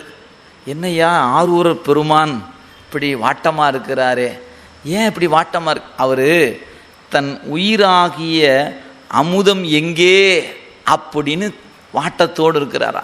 அவ்வளோ இதோ நான் போய் கடலை கடைந்து அமுதத்தை காட்டுகிறேன்னு மேற்கு கடலுக்கு போயிட்டானா. அதாவது சூரியன் மறைந்து போயிட்டான்னு சொல்லணும். சேக்கிழார் வாக்கு அவ்வளோதானுங்க. ஆனால் அது எப்படி நயமாக காட்டுகிறார்? நாட்டு நல்லிசை நாவலூரன் சிந்தை நிலை பெற்றிருக்கின்ற திரு நாவலூராகிய நம்பி ஆரூருடைய சிந்தை விருப்பம் மிக்க இருக்கிறது. எங்க வேட்டம் மின்னிடை இன் அமுதம். ஆக பறவை என்று சொல்லப்பெறுகிற அமுதமாகிய அம்மையாரிடத்தில் விருப்பம் மிகுதியாயிருப்பதை கண்டு நான் காட்டுகிறேன் என்று சொல்லி, காட்டுவன் கடலை கடைந்து, ஆக பார்க்கடலை கடைந்து தானே அமுதம் எடுத்தார்கள். எனவே நம்பி ஆரூரருடைய அமுதத்தை கடலை கடைந்து நான் காட்டுகிறேன் என்று சொல்லி 7 குதிரை பூட்டிய அந்த தேரில் வேகமாக போய் இறங்கினானா. அப்போ என்ன அர்த்து? மாலை நேரம் என்பது அப்படியே மெல்ல மெல்ல மறைய தொடங்கி, ஆக பகல் நேரம் போச்சு, மாலை நேரம் வருது.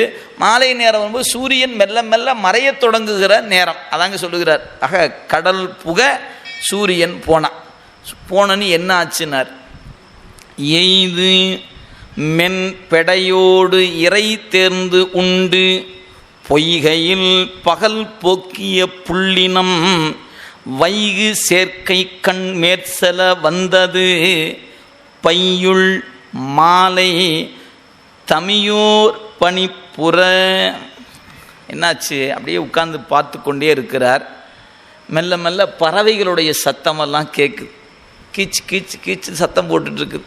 அப்படியே இப்படி பார்த்தா இந்த காலையில் கூட்டை விட்டு பறந்து செல்லுகின்ற பறவைகள் எங்கெல்லாம் நீர்நிலை இருக்கிறதோ, எங்கு சோலைகள் இருக்கிறதோ, நல்ல கனிகள் இருக்கிறதோ அங்கெல்லாம் போய் அவைகள்லாம் வேண்டிய உணவை எடுத்துக்கொண்டு அப்படியே திரிந்து கொண்டே இருக்கும்.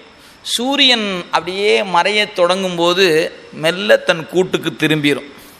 இந்த காலையில் போகும்போது தனித்தனியாக பறந்து போச்சு. இப்போ சேர்ந்து மாலை நேரம் வந்த உடனே அந்த பறவைகளில் ஆண் பெண்ணுமாக கூட்டுக்குள்ளே சேருதுங்க. இதை அவர் பார்க்குறார். இந்த பறவைகோட ஜோடியாக இருக்குது இல்லைங்களா? ஆனால் நம் பறவை நம்மகிட்ட காணமே அப்படின்னு ஒரு வருத்தம் வந்துருச்சான் அவருக்கு. இதெல்லாம் இது தெய்வ கவி சார்ந்த பாடல். ஆனால் ஒரு இலக்கியத்திற்குள் இதெல்லாம் இருக்க வேண்டும். அதனால் இதை அருள் சார்ந்த காட்சியாக சேக்கிழார் பெருமான் நமக்கு காட்டுகிறார். அதனால தான் அவர் காணும்போது அருளை சேர்த்து சேர்த்து கண்டு கொண்டு இருக்கிறார் என்பதை நாம் மறந்து விடக்கூடாது. ஏன்னா இந்த காட்சிக்குள்ளேயே மனதை செலுத்திட்டு அருளை மறந்துடக்கூடாது. அவர் காட்டுவது ஒரு காப்பியம் என்றால் ஒரு தலைவன் தலைவி, அதில் சிறு பொழுது பெரும்பொழுது கூடல் பிரிவு இதெல்லாம் சொல்லப்பட வேண்டும். அப்படி இல்லைன்னா அது காப்பியமாக ஆகாது. எனவே காப்பிய நோக்கில் நின்று பார்த்தீங்கன்னா இது காட்டப்பட வேண்டும். எனவே அதை காட்சிகளை அப்படியே காட்டுகிறார். அதனால் இந்த எய்து மென் பெடையோடு இறை தேர்ந்து உண்டு பொய்கையில் பகல் போக்கிய புள்ளினம். இந்த புல்னா பறவைகளாகிய கூட்டம் பகல் நேரத்தில் பொய்கை என்று சொல்லப்பெறுகிற நீர் நிலை இருக்கிற இடங்களில் சென்று உணவு எடுத்துக்கொண்டு பின்னாடி வைகு சேர்க்கை கண் தன்னுடைய மாலை நேரம் வந்ததுனால கூட்டுக்கு சேர்ந்துச்சுங்களாம்.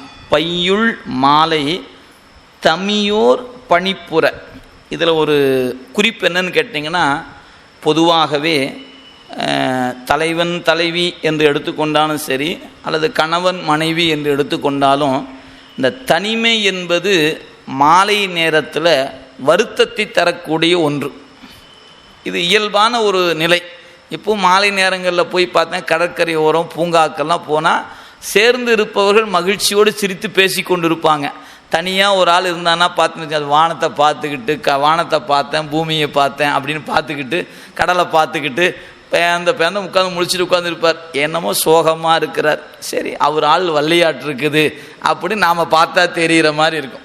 ஏன்னா அந்த வருத்தம் அந்த முகத்தில் அப்படியே தெரியும். பாரு, எல்லாரும் கடற்கரையில் எப்படி உட்காந்து பேசிகிட்டு இருக்கிறாங்க, நம்மால் வரன்னு சொன்னாலும் இன்னும் வர காணமே, இந்த வாட்டம் இருக்கும். ஏன்னா அந்த மாலை நேரம் என்பது தனிமையில் இருப்பவரை வருத்தப்படுத்தும். அதுவே சேர்ந்து இருந்தாங்கன்னா மகிழ்ச்சியை தரும். எதாங்க சொன்னார், இவர் தனியாக இருந்ததுனால வருத்தத்தை கொடுத்ததான்.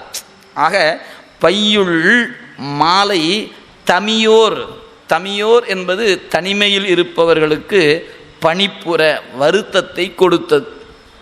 இப்போ நம்பி ஆரூரர் தனிமையில் இருப்பதனால வருத்தத்தை கொடுத்தது. அப்படியே இப்போ மாலை நேரம் கொஞ்சம் கொஞ்சமாக சூரியன் மறைஞ்சதுனால மெல்ல இருட்டு வந்துருச்சுங்க. இப்போ பகல் பொழுது இருந்துச்சு, மாலை வந்தது, பறவைகள்லாம் கூட்டுக்கு வந்துருச்சு. உடனே இப்படி மெல்ல வானம் இருண்டது. இப்போ அப்படியே பார்த்தீங்கன்னா இருண்டு கிடக்குறது வானம். அது சொல்கிறார், இந்த இருட்டை காணும்போது சேக்கிழார் பெருந்தகை என்ன காட்டுகிறார் என்று பாருங்க. பஞ்சின் மெல்லடி பாவையர் உள்ளமும் வஞ்ச மாக்கள் தம் வல்வினையும் அரண் அஞ்செழுத்தும் உணரா அறிவிலோர் நெஞ்சும் என்ன இருண்டது நீண்டவான். ஆகாயம் இருட்டாக இருக்குது, இவ்வளோதான் செய்தி. ஆனால் அந்த இருட்டை காணும்போது அவருக்கு என்ன நினைவு வந்துச்சு? 3 நினைவுகள் சேக்கிழார் பதிவு செய்கிறார். ஒன்று, பஞ்சின் மெல்லடி பாவையர் உள்ளம். இந்த இடத்துக்கு சொல்லும்போது பொதுவாக சொல்லப்பட்டு இருக்கிறது. நீங்கள் உடனே சேக்கிழார் பெருமான் இப்படி பெண்களை சொல்லிட்டார்னு நினச்சிடக்கூடாது. ரொம்ப கவனமாக இந்த இடத்துல பொருள் காண வேண்டும். பஞ்சின் மெல்லடி பாவையர் உள்ளம். பாவையர் என்பது பெண் அப்படின்னு பொதுவான ஒரு சொல். அவங்களுடைய உள்ளம் போல வானம் இருண்டு இருக்கிறதுன்னு சொல்கிறார். அப்போ பெண்கள் உள்ளமெல்லாம் இருண்டு இருக்கிறதா அப்படிங்கும்போது முரண்பாடு வந்துவிடும். சேக்கிழார் பெருந்தகை பெண்களை இழிவாக சொல்லிவிட்டார் என்று ஒரு குற்றம் வந்துவிடும். சேக்கிழார் ஒருபோதும் அப்படி சொல்ல மாட்டார். ஏன்னா அவருடைய நாம் பின்னாடி பெண்களை காட்டுகின்ற இடங்கள்லாம் வரும்போது நாம் பார்க்க போகிறோம். எவ்வளவு உயர்வாக எடுத்து காட்டியிருக்கிறார் என்று நம்ம பார்க்க போகிறோம். திலகவதியாரை சொல்லும் பொழுது தூண்டு தவ விளக்கு அணையார் என்று குறிப்பிடுவார். சிறுத்தொண்ட நாயனாருடைய வரலாற்றில் அவருடைய துணைவியாரை சொல்லும் பொழுது மனை அறத்தின் வேர் என்று குறிப்பிடுவார். ஒரு வீட்டுக்கு பெண் என்று சொல்லப்பெறுபவள் வேர் போன்றவள். அவள் இல்லாமல் அந்த இல்லம் என்பது இல்லை. எனவே ஒரு மரத்திற்கு வேர் எப்படி இன்றியமையாததோ அதுபோல இல்லற வாழ்க்கையில் பெண்ணினுடைய பங்கு என்பது வேர் போன்றது. அதனால தான் சேக்கிழார் பெருந்தகை மனை அறத்தின் வேர் என்று குறிப்பிட்டார். அந்த வேர் என்பதை நீங்கள் சிந்தனையில் வைத்து கொள்ள வேண்டும். ஏன் தெரியுங்களா? மரம்தான் தெரியும், வேர் தெரியாது. ஒரு பெண் எப்படி இருக்க வேண்டும்? கணவனை முன்னிறுத்தி தன்னை ஒடுக்கி கொள்ள வேண்டும். அதுதான் அவளுக்கு எப்போதும் பாதுகாப்பு, எந்த நிலையிலும் பாதுகாப்பு. அதுதான் கணவனை ஒதுக்கி முன் வருவது நம்முடைய திருத்தொண்டர் புராணத்தில் யார்கிட்டையும் சொல்லப்படலைங்க. நீங்கள் வரலாற்றை நன்கு காண வேண்டும். 63 ஏறத்தாழ 3 பேரை தவிர மற்ற அனைவரும் இல்லற வாழ்க்கையில் வாழ்ந்தவர்கள் தான். எங்கேயாவது கணவனை விடுத்து மனைவியார் முன் நின்றதாக ஒரு இடத்தை நீங்கள் சேக்கிழார் வாக்கில் காட்ட முடியாது. ஏன்? அதுதான் தமிழருடைய வாழ்வியலினுடைய அடிப்படை என்பதை மறந்துவிடக்கூடாது. முன்னே நான் பலமுறை சொன்னது தான், வாழ்க்கை என்பது ஆடவனுடைய ஒழுக்கத்தை பொறுத்தது. அந்த வாழ்க்கை துணை நலம் என்பது பெண்ணினுடைய நன்மையை பொறுத்தது தான். எனவே இருவரும் இணைந்தது தான் அந்த இல்லறத்தினுடைய பெருமை என்பதை திருவள்ளுவ பெருந்தகை முதலானவர்கள் நமக்கு அழகாக காட்டியிருக்கிறார்கள். அந்த சூத்திரத்தை காட்சிப்படுத்திய பங்கு சேக்கிழார் பெருமானுக்கு உண்டு. அந்த இலக்கணத்தை இலக்கியமாக காட்டிய பங்கு நம் சேக்கிழார் பெருமானுக்கு இருக்கிறது. நீங்கள் வரலாற்றில் பார்க்கலாம். புனிதவதியார் என போற்றப்பெறுகின்ற காரைக்கால் அம்மையார் கணவனாக நின்றவன் விட்டு சென்ற பிறகுதான் துறவு கோலத்தை மேற்கொள்ள வேண்டும் என்று கருதினார். நீங்கள் அந்த இடத்த நீங்கள் நன்கு பார்க்கணும். திருமணம் ஆன பிறகு இவருடைய தெய்வத்தன்மையை அறிந்துவிட்டு அவன் என்ன செய்தான்? எப்படியாவது இந்த அம்மையாரை விட்டு நீங்கிவிட வேண்டும் என்று அவன் கருதினான். எனவே வியாபாரம் செய்ய போகிறேன் என்று சொல்லிவிட்டு விட்டுட்டு போயிட்டான். கடல் கடந்து போனான், வியாபாரத்தை செய்தான், பெரும் பொருள் ஈட்டினான். மீண்டும் பூம்புகாருக்கு வராமல் பாண்டி நாட்டுக்கு சென்றான். அங்கு ஒரு துறைமுக நகருக்கு போனான். அங்கேயே வியாபாரத்தை செய்தான், நல்ல லாபத்தை ஈட்டினான். அந்த ஊரில் வணிக குலத்தில் இருக்க ஒரு பெண்ணை பார்த்து திருமணம் செய்து கொண்டு வாழ்க்கையை நடத்துகிறான். இங்கே புனிதவதியார் கணவனார் வியாபாரத்துக்காக சென்றிருக்கிறார், வருவார் என்று அந்த அழகு பொருந்திய யாக்கையோடு காத்து கொண்டு நிற்கிறார். வந்த வணிகர்கள் சிலர் சொன்னாங்க, தந்தையாரிடத்தில் போய் சொன்னாங்க, தங்களுடைய மருமகன் பாண்டி நாட்டில் ஒரு துறைமுக நகரில் இவ்வாறு திருமணம் செய்து கொண்டு இல்லற வாழ்க்கை நடத்தி கொண்டிருக்கிறான் என்று சொன்னார்கள். உடனே நம்ப முடியல. நம்பிக்கைக்குரிய ஆட்களை அனுப்பினார்கள். அவங்க போனாங்க, பார்த்தாங்க, வந்து சொன்னாங்க. சொன்னோடனே இப்போ அப்பா என்ன முடிவு பண்ணார்? நாமளாக இருந்தால் சொல்லுவோம், இனி அவன் வேண்டாம், வழக்கு மன்றத்துக்கு போகலாம், வழக்கை போட்டுருவோம், நம்ம விவாகரத்துக்கு விண்ணப்பம் செய்து விடலாம் அப்படின்னு இன்றைய காலமாக இருந்தால் அதை முடிவு செய்வோம். 2ஆம் நூற்றாண்டில் அப்படிலாம் இல்லை. ஒரு பெண்ணுக்கு ஒரு திருமணம் தான் வாழ்க்கையில். 2வது திருமணம் என்பது நினைத்து பார்க்காத காலம் அந்த காலம். இன்றைக்கி அப்படி இல்லை. ஒருவர் எவ்வளவு திருமணம் வேணாலும் செய்து கொள்ளலாம் என்று மாற்றம் கொண்டு வந்தாச்சு. சட்டத்திலையும் மாற்றம் வந்தாச்சு, மனதிலும் மாற்றம் வந்தாச்சு. இன்றைக்கி அதனால தான் கடந்த ஒரு வாரத்துக்கு முன்பு செய்தி பார்த்துருப்பீங்க. சுப்ரீம் கோர்ட்லேருந்து ஒரு செய்தி, படித்தவர்கள் தான் அதிக விவாகரத்து கேட்டிருக்கிறார்கள் என்று சுப்ரீம் கோர்ட் சொல்லுது. இந்தியாவினுடைய தலைமை நீதிமன்றம் சொல்லுகிறது, மிக அதிகம் படித்தவர்கள் தான் விவாகரத்து கேட்டு நிற்கிறார்கள். ஏன்?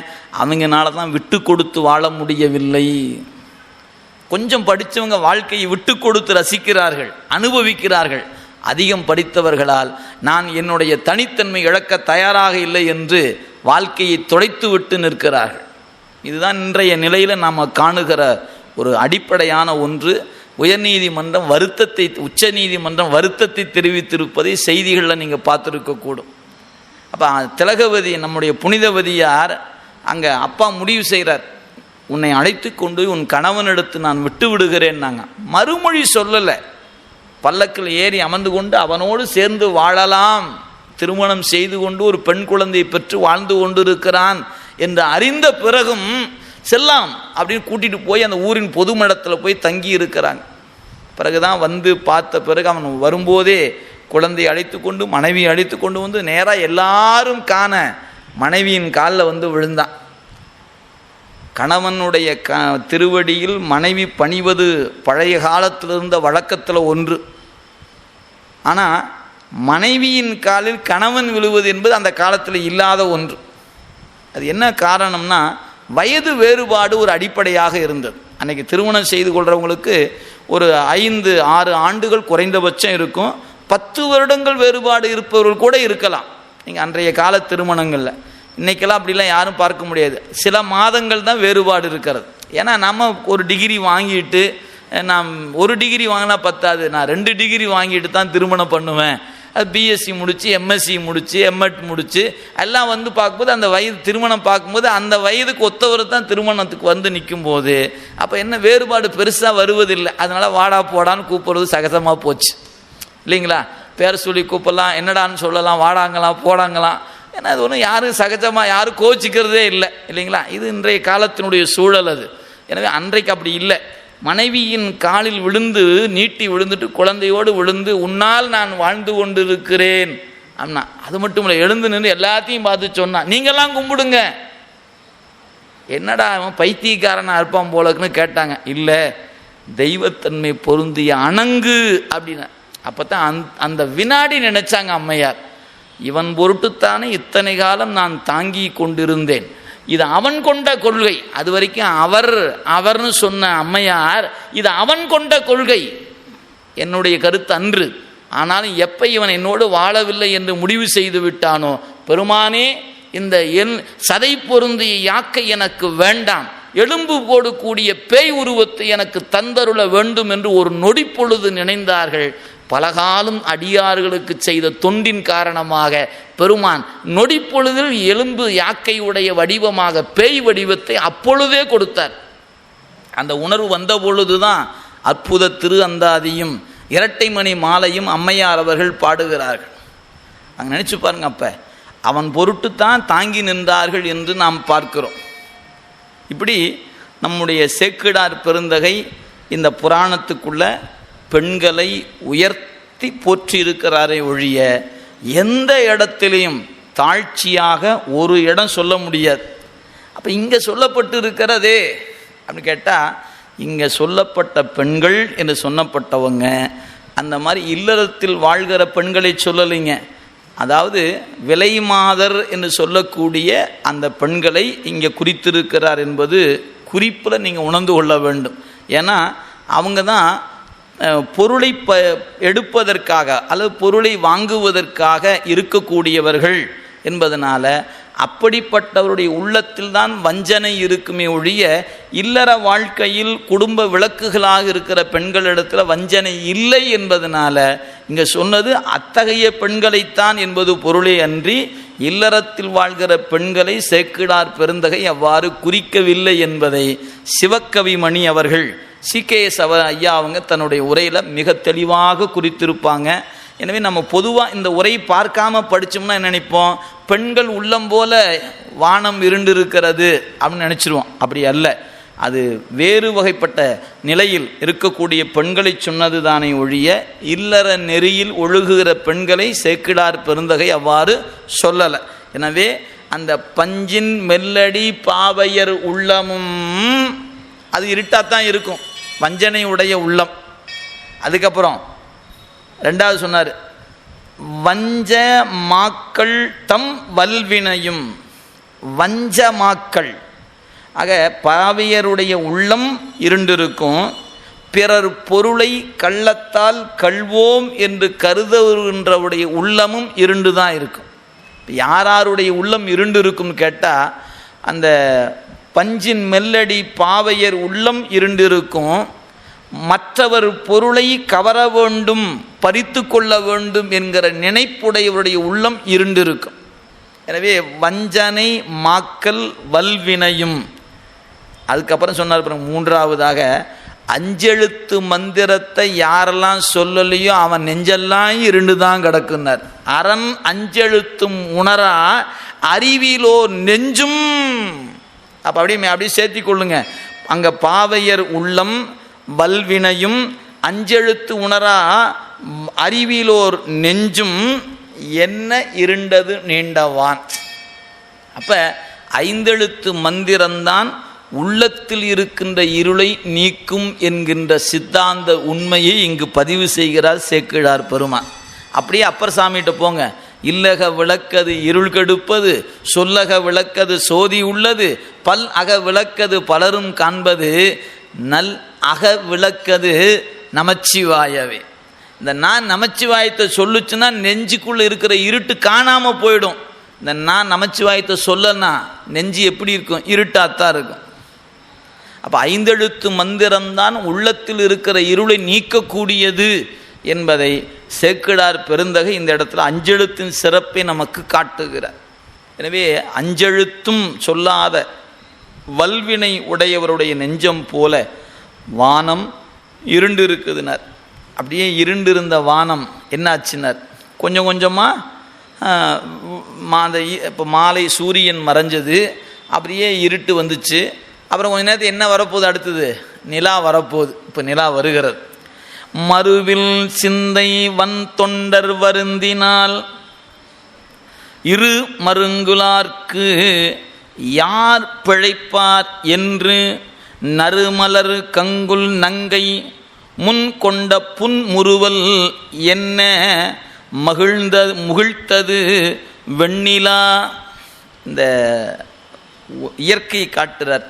இப்படி வந்தொண்டர் பறவையாரை நினைந்து அப்படியே வாட்டத்தோடு இருந்தார்னா, ஏங்க இவரே இப்படி இருந்தால் இந்த உலகத்தில் யார் தான் பிழைப்பது? தொண்டர்களுடைய தலைவர் என போற்றப்பெறுகின்ற நம்பி ஆரூரரே இப்படி வருத்தப்பட்டு கொண்டு இருந்தால் பிழைப்பது வேறு யார் அப்படின்னு கருதி இந்த நிலா என்று சொல்லக்கூடிய அது என்ன பண்ணுச்சான், அப்படியே மெல்ல வந்து தோன்றி சிரித்து கொண்டே வந்துச்சான். எனவே மறுவில் சிந்தை வந்தொண்டர் வருந்தினால் இரு மருங்குளார்க்கு யார் பிழைப்பார் என்று நறுமலர் கங்குல் நங்கை முன் கொண்ட புன் முறுவல். இந்த கார்ட்டூன் படங்கள்லாம் பார்த்தீங்கன்னா தெரியும். பொதுவாக நீங்கள் இந்த ஒரு படம் வரையும் போது பாருங்கள், ஒரு வட்டம் போட்டு 2 புள்ளி வச்சு ஒரு இப்படி கோடு போட்டிங்கன்னா கண்ணுக்கு 2 புள்ளி வந்துடும். ஒரு கோடு போட்டால் மூக்காயிரும். இந்த வாய் காட்டும்போது சிரித்த முகமாக காட்டுன்னா இப்படி போட்டிங்கன்னா சிரித்த முகமாயிடும், அதை கவிழ்த்து போட்டினா சோகமாயிடும். ஒரே கோடு தானுங்க. இப்படி போட்டால் சிரித்த முகம், இப்படி போட்டால் வாடின முகம் ஆயிடுது, ஒரே ஒரு கோடு. அப்போ வானத்தை நிலவு எப்படி வந்துச்சு? இப்படி வந்துச்சான். இரவு என்கிற பெண் ஐயோ இவரே இப்படி இருக்கிறாருன்னு சிரிச்சுக்கிட்டே வந்துச்சான். அது எப்படி இருக்குதுடா, அப்படி லேசாக தெரிஞ்சுதான், முழுசாக இன்னும் தெரியல, லேசாக தெரிஞ்சுதான். அது பார்த்தா இரவு என்கிற பெண் சிரித்து கொண்டே வருகிறாள் நம்பி ஆரூர நிலைமையை பார்த்து. ஏங்க நீங்கள் போய் இப்படி இருக்கலாமா? நீங்களே இப்படி வருத்தப்பட்டால் வேற யார் தான் இந்த உலகத்தில் பிழைப்பது என்று சிரித்து கொண்டே இரவு என்கிற பெண் மேலே வந்தாளாம். அறந்தை செய்வார்க்கு அழுங்கி தம் ஆர் உயிர் வரன்கை தீண்ட மலர் குழற் மாதர் போல் பரந்த வெம்பகற்கு ஒல்கி பனிமதி கரங்கள் தீண்ட அலர்ந்த ஐரவம். இங்கே என்ன சொன்னார்? முன்ன சொன்னதுக்கு ஒரு தொடர்ச்சி இருக்கிறது, பார்த்துக்கொள்ளுங்க. அதாவது துன்பம் செய்பவருக்கு வருந்தி. இப்போ நீங்கள் பொதுவாக பார்த்தீங்கன்னா தெரியும், ஒரு குலப்பெண் என்பதற்கும் அந்த அந்த அந்த ஒழுக்கத்திலிருந்து மாறி இருக்கிற பெண்ணுக்கு என்ன வேறுபாடு அப்படின்னு இந்த ஒரு பாட்டில் காட்டியிருக்கிறார். அதாவது கணவன் தீண்டுகின்ற பொழுது முகம் மலருவது குலப்பெண்ணின் இயல்பு. யாரு தீண்டினாலும் மலருமானால் அது குலப்பெண் அல்ல. அப்போ காலையிலிருந்து சூரியனுடைய கதிர்கள் தீண்டியதான். அதனால் இந்த அந்த குளக்கரையில் இருக்கக்கூடிய மலர்களில் ஆம்பல் என்று ஒரு மலர் இருக்கிறது. சூரியன் தீண்டிய காரணத்தினால் வாட்டத்தோடு இருந்துச்சான். இரவு நேரம் வந்துருச்சு, நிலா வந்து விட்டதான். அந்த நிலவு தான் இந்த ஆம்பல் மலர்வதற்கு காரணமாக இருப்பது. இது எப்படி இருக்குதான், நிலவினுடைய கதிர்கள் தீண்டிய மாத்திரத்தில் கணவனுடைய கரம் தீண்டி மலர்கிற பெண்ணை போல ஆம்பல் மலர்ந்தது. என்ன குறிப்பு பாருங்க. இப்போ பேருந்தில் போகும்போது பெண்கள் படுகிற துன்பம், எத்தனை துன்பம் இருக்குது தெரியுங்களா? எத்தனை கொடுமை பார்க்கிறோம். அப்போ மற்றவர் கை தீண்டுகின்ற பொழுது முகம் வாடுகிறது. அதுதான் குலப்பெண்ணினுடைய இயல்பு. அப்போ முன்ன சொன்னதுக்கு வேறுபாடு தெரிகிறது பார்த்தீங்களா? அந்த ஆம்பல் என்கிற மலர் நிலவு என்று சொல்லக்கூடிய கணவன் தீண்ட மலர்ந்து நிற்கிறது. ஏன் காலையில் வாடி இருந்துச்சு? வேற யாரோ சூரியன் தீண்டிய காரணத்தினால் வாடி நின்ற ஆம்பல் தன் கணவனாகிய நிலவு தீண்டிய போது மலர்ந்து நிற்கிறதுனாருங்க. அதுதாங்க சொன்னார், அறந்தை செய்பவருக்கு அழுங்கி, துன்பம் செய்பவருக்கு வருந்தி, ஆருயிர் வரன்கை தீண்ட. வரன் அப்படின்னா மணமகன்னு பேர். நம்ம சொல்லணும் வரன் தேடிக்கிட்டு இருக்கிறவங்க, நல்ல வரன் இருந்தால் சொல்லுங்க. அப்போ மணமகன் என்பதை வரன் என்று சொல்லால் இன்னைக்கும் மக்கள் வழக்கில் சொல்லுகிறோம். சேக்கிழார் காலம் 12ஆம் நூற்றாண்டு தமிழ் பாருங்க. 12ஆம் நூற்றாண்டு சொல்லப்பட்ட சொல்ல இன்னைக்கும் கொஞ்சம் அங்கி இங்கி விடாமல் பிடிச்சிக்கிட்டாவது இருக்கிறோம் இல்லைங்களா? வரன் கை தீண்ட மலர் அப்படியே மலர்ந்து நிற்குதான். குலமாதர் போல் பாருங்க. முன்ன சொல்லும்போது பஞ்சின் மெல்லடி பாவையர்னு சொன்னார். இங்க பாருங்க குலமாதர். ஆக பெண்களை உயர்த்தி சொல்வது சேக்கிழாருடைய நிலை. எந்த இடத்திலும் தாழ்ச்சியாக ஒருபோது சொல்ல மாட்டார். அதை நம்ம நன்கு நினைவில் வைத்துக் கொள்ள வேண்டும். எனவே குலமாதர் போல் பரந்த வெம்பகலுக்கு ஒல்கி பனிமதி கரங்கள் தீண்ட அலர்ந்த ஐரவம். ஐரவம் ஆம்பல் என்கிற மலர். அது சொன்னார், தோற்றும் மண்ணுயிர்க்கு எல்லாம் தூய்மையே சாற்றும் இன்பமும் தன்மையும் தந்து போய் ஆற்ற அண்டமெல்லாம் பரந்த அண்ணல் வெண்ணீற்றின் பேரொளி போன்றது நீள் நிலா. அந்த அப்படியே கொஞ்சமாக தெரிஞ்ச அந்த நிலவு அப்படியே முழுசாக அப்படியே முழு நிலவு போல வானத்தில் தெரியுதுங்க. அதை பார்த்த உடனே அந்த நிலவினுடைய கதிர்கள் நம்ம மேலே பட்டால் ஒரு மகிழ்ச்சி இருக்கிறது. அதே போல் கண்ணில் காண காண இன்னும் பார்த்துக்கிட்டே இருக்கலாம் என்கிற இன்பம் தருகிறது. அப்போ நிலவு என்ன தருகிறது? குளிர்ச்சி தருகிறது, இன்பம் தருகிறது. இந்த ரெண்டு நிலவினுடைய செயலில் இருக்கிறது. அது மாதிரி நாம் பூசுகிற திருநீர் என்ன தரும் அப்படின்னு கேட்டால், இந்த பிறவி என்கிற வெப்பத்தை குறைச்சி குளிர்ச்சி கொடுத்து திருவருள் என்கிற இன்பத்தை நமக்கு தரும் திருநீர். எனவே இந்த நிலவை காணும்போது சேக்கிழாருக்கு எப்படி தெரியுதான்? திருநீர் போல தெரிகிறதா. எங்கள் அண்ணல் ஆலவா அண்ணலுடைய திருநீர் எப்படி காண இனியது நீர். இன்பம் தருவது நீர். ரெண்டு ஞானசம்பந்த பெருமானின் வாக்குங்க. அந்த காண இனியதாக நிலவு தெரிகிறது, இன்பம் தருவது திருநீர். எனவே இந்த வெண்ணிலா இன்பத்தையும் காண்பதற்கு இனிமையும் தருகிற காரணத்தினால் இது நிலவு அல்ல, திருநீரு போல் காணப்படுகிறது. அதான் சொல்றார், தோற்றும் மண்ணுயிர்க்கு எல்லாம், தோற்றம் மண்ணுயிர்க்கெல்லாம். அந்த சொல் பார்த்துங்க, மண்ணுயிர் அங்கே 3 சுழியின் போடலைங்க, 2 சுழியின். ஏன்? நிலையான உயிர்கள் என்பது பொருள். இறைவன் உயிர்களை படைக்கவில்லை, உயிர்கள் நிலையானவை. மண்ணுயிர் அப்படி 3 சுழியின் போன மண்ணில் வாழ்கின்ற உயிர். ஆனால் அங்கே அப்படி சொல்லலை, மண்ணுயிர். எனவே இந்த உயிர்கள் இறைவனால் படைக்கப்பட்டவை அல்ல. இந்த உயிர்களுக்கு தேவையான உடம்பு, உலகம், அனுபவ பொருள் தான் இறைவனால் படைக்கப்பட்டதே ஒழிய உயிரையே இறைவன் படைத்தான் என்று சைவ சித்தாந்தம் எந்த இடத்துலையும் சொல்லலை. சேக்கிழார் வாக்கில் அப்படியே இருப்பாருங்க, தோற்றம் மண்ணுயிர்க்கு எல்லாம் தூய்மை, வெண்மையாக இருக்கிற தூய்மை, சாற்றும் இன்பம், அப்புறம் குளிர்ச்சி தன்மை. எனவே தூய்மையானது, இன்பம் தருவது, குளிர்ச்சி தருவது, இந்த 3ம் தருவது போல இந்த நிலவும் தருவதனால் ஆற்ற அண்டமெல்லாம் பரந்த அண்ணல் வெண்ணீற்றின் பேரொளி போன்றது நீள் நிலா என்று அந்த நிலவினுடைய நிலையை நமக்கு எடுத்து காட்டுகிறார். எனவே திருநீரு நமக்கு குளிர்ச்சி தரும், இன்பம் தரும். அதே போல இது தூய்மையானது. நீங்கள் அப்படி சுத்தமதாவது நீர், ஞானசம்பந்தர் வாக்கிலே பார்க்கலாம், சுத்தமதாவது நீர், இன்பம் தருவது நீர் என்று பார்க்கிறோம். எனவே திருநீற்றின் பெருமையை திருஞான சம்பந்த பெருமான் போற்றியதை அப்படியே சேக்கிழார் பெருந்தகை இந்த பாடலை வைத்து தூய்மை, இன்பம், தன்மை என்ற 3ஐயும் எடுத்துக்காட்டி நமக்கு அருளியிருப்பதை காணுகிறோம். அதுபோல் நம் ஞானசம்பந்த பெருமான் எடுத்து சொல்வது போல நம்முடைய வெந்நீர் நம்முடைய மணிவாசர் வாக்குலேயும் பல இடங்களில் இடம்பெறும். பூசுவதும் வெந்நீர், புண்பதுவும் பொங்கரவம், பேசுவதும் திருவாயால் மறைபோலும் காணேடி, பூசுவதும் பேசுவதும் பொன்பதுவும் கொண்டு என்னை ஈசனவன் எவ்வுயிர்க்கும் இயல்பானான் சாழலோ என்ற திருநீற்றின் சிறப்பை திருச்சாழலையும் நாம் பார்க்க முடியும். அப்படி நம் திருஞான சம்பந்த பெருந்தகையின் வாக்கை சேக்கிழார் பெருந்தகை அப்படியே எடுத்து காட்டியிருக்கிறார். வாவி புல்லொலி மாறிய மாலையில் நாவலூரரும் நங்கை பறவையாம் பறவை தந்த பறவையாம் பாவை தந்த படற்பெரு காதலும் ஆவி சுண்ட தனிமையும் ஆயினார்.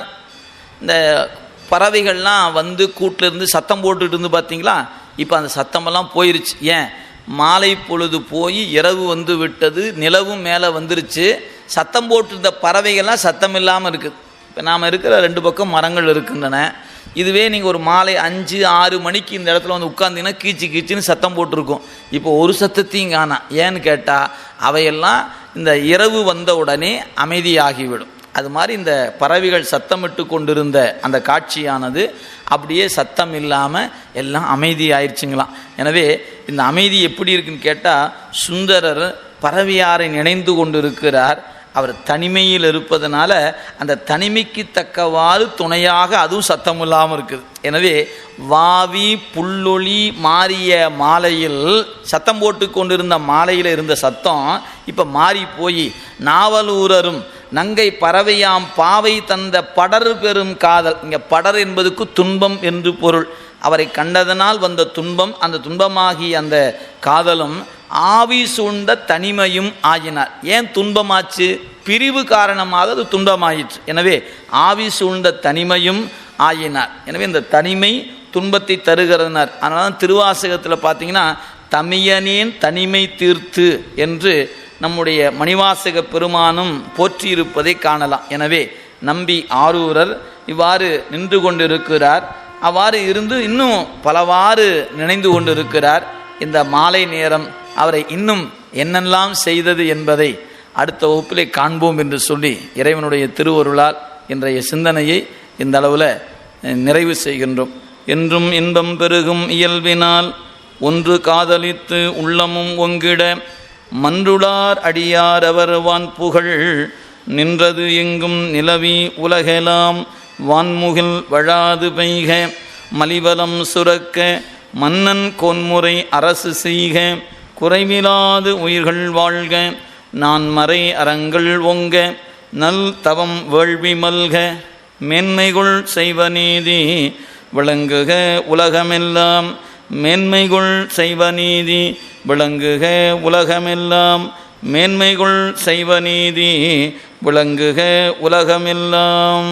தென்னாருடைய சிவனே போற்றி எந்நாட்டவர்க்கும் இறைவா போற்றி ஏகம்பத்துரையந்தாய் போற்றி பாகம் பெண்ணுரு ஆனாய் போற்றி காவாய் கனகத்திரளே போற்றி கைலை மலையானே போற்றி போற்றி. திருச்சிற்றம்பலம். ஐந்தெழுத்து பெருவேள்வி. ஓம் நம சிவாய சிவாய நம. ஓம்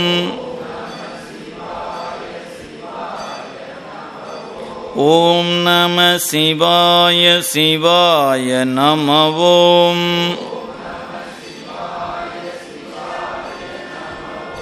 ஓம் நம சிவாய சிவாய நம.